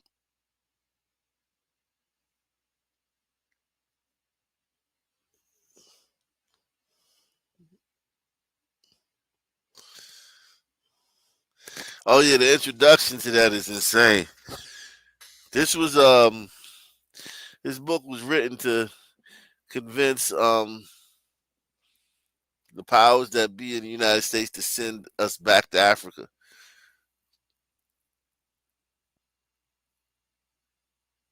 To deport all the slaves back to Africa, which we see wasn't done. That's the guy who wrote this book. That's why he wrote it.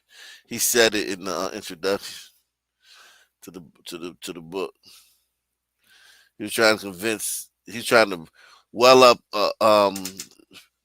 you know, sentiment to send the blacks back to Africa.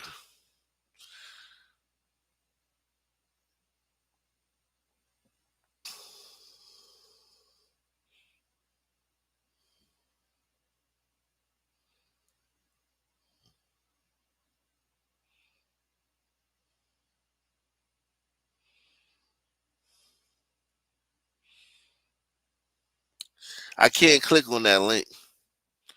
That link you just dropped, I can't click on it. You can't click on links on StreamYard. But yeah. That whew, I believe all that stuff. I believe all that stuff is true, man. I believe everything they said was true. Because I know how I see the way we act here in America, in the first world. I can just imagine how we would act in the jungle. In the jungles and shit. You just imagine how we would act in jungles. If we act like that here. Like that woman act the way they act on the plane. You see the way they behave in airports and shit? Imagine how they would act in the jungle. Generations and generations just living in the jungle.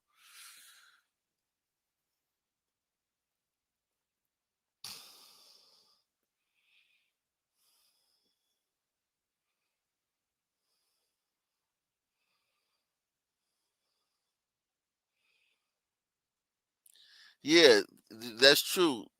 Christianity has cleansed us, man. Christianity has given us external empathy, external, virtue. That's the one good thing about the white man religion. Because blacks worship the devil. That's one thing that people don't understand. Blacks worshiped the devil. Those ancient black religions, those tribes, they didn't sacrifice people to God. You know how like the Native Americans, they sacrificed people to the sun gods, and there were European tribes that sacrificed people to gods. Those Africans were sacrificing people to the devil. They worshiped the devil.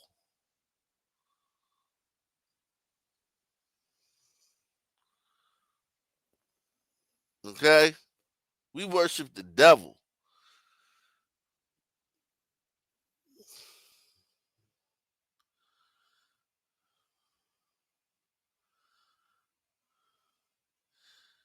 He said Christianity is giving us multicultural.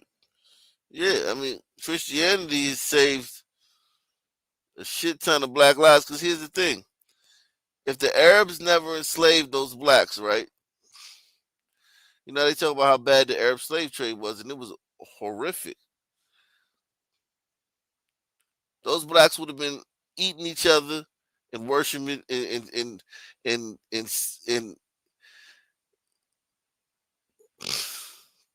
sacrificing each other to the devil. So their lives are gonna be hell anyway. Get in the comment section, man. Hit the like button. subscribe. Another great Ock Nation show, man. Another documentary, man. Those of you who haven't hit the like button, man, at least for the least you can do is hit the like button. Most you can do is support the channel via PayPal, Cash App, and Super Chat, and share the video. Same black time, same black channel. Out of here.